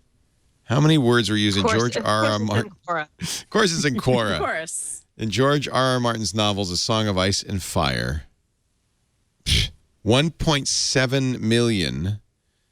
There were Game of Thrones 298,000, Clash of Kings 326,000, Storm of Swords 424,000, Feast for Crows 300,000, Dance with Dragons 422,000. That is 1.77 million words.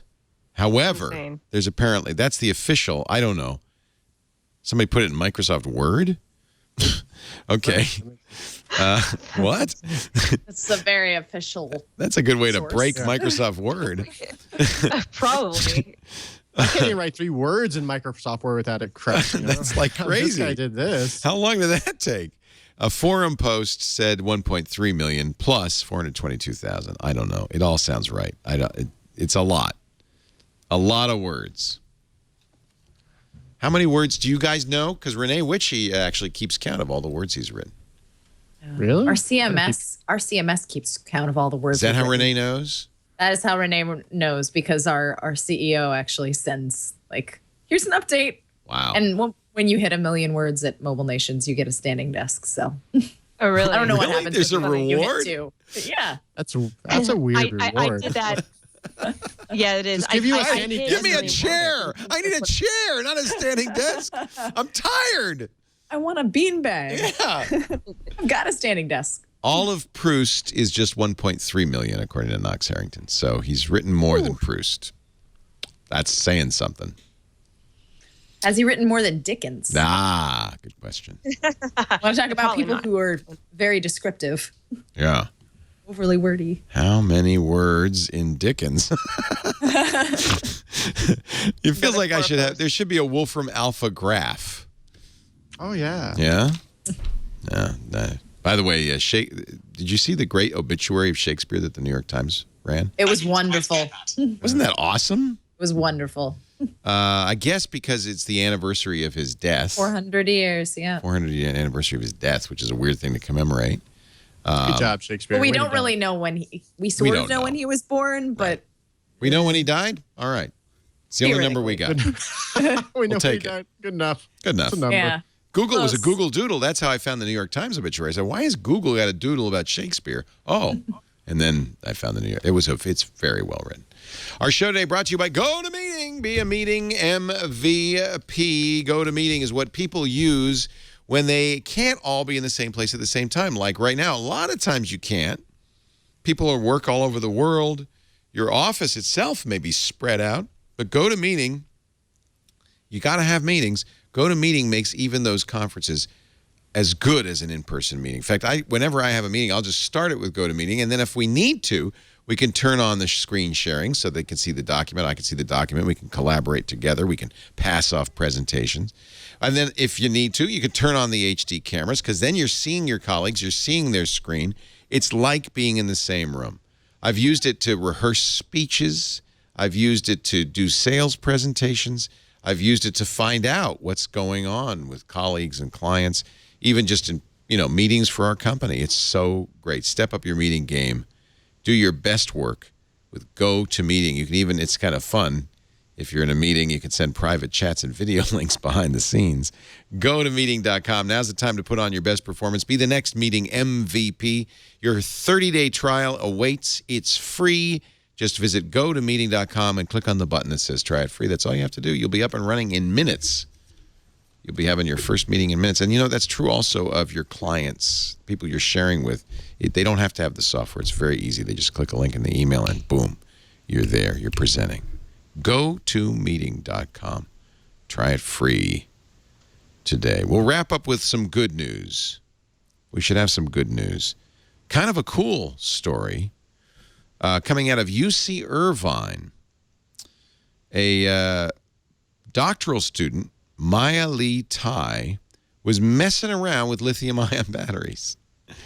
The problem, I did not know this. We all know that lithium-ion batteries have a limited life cycle, right? Typically, they can be charged and discharged 500 times.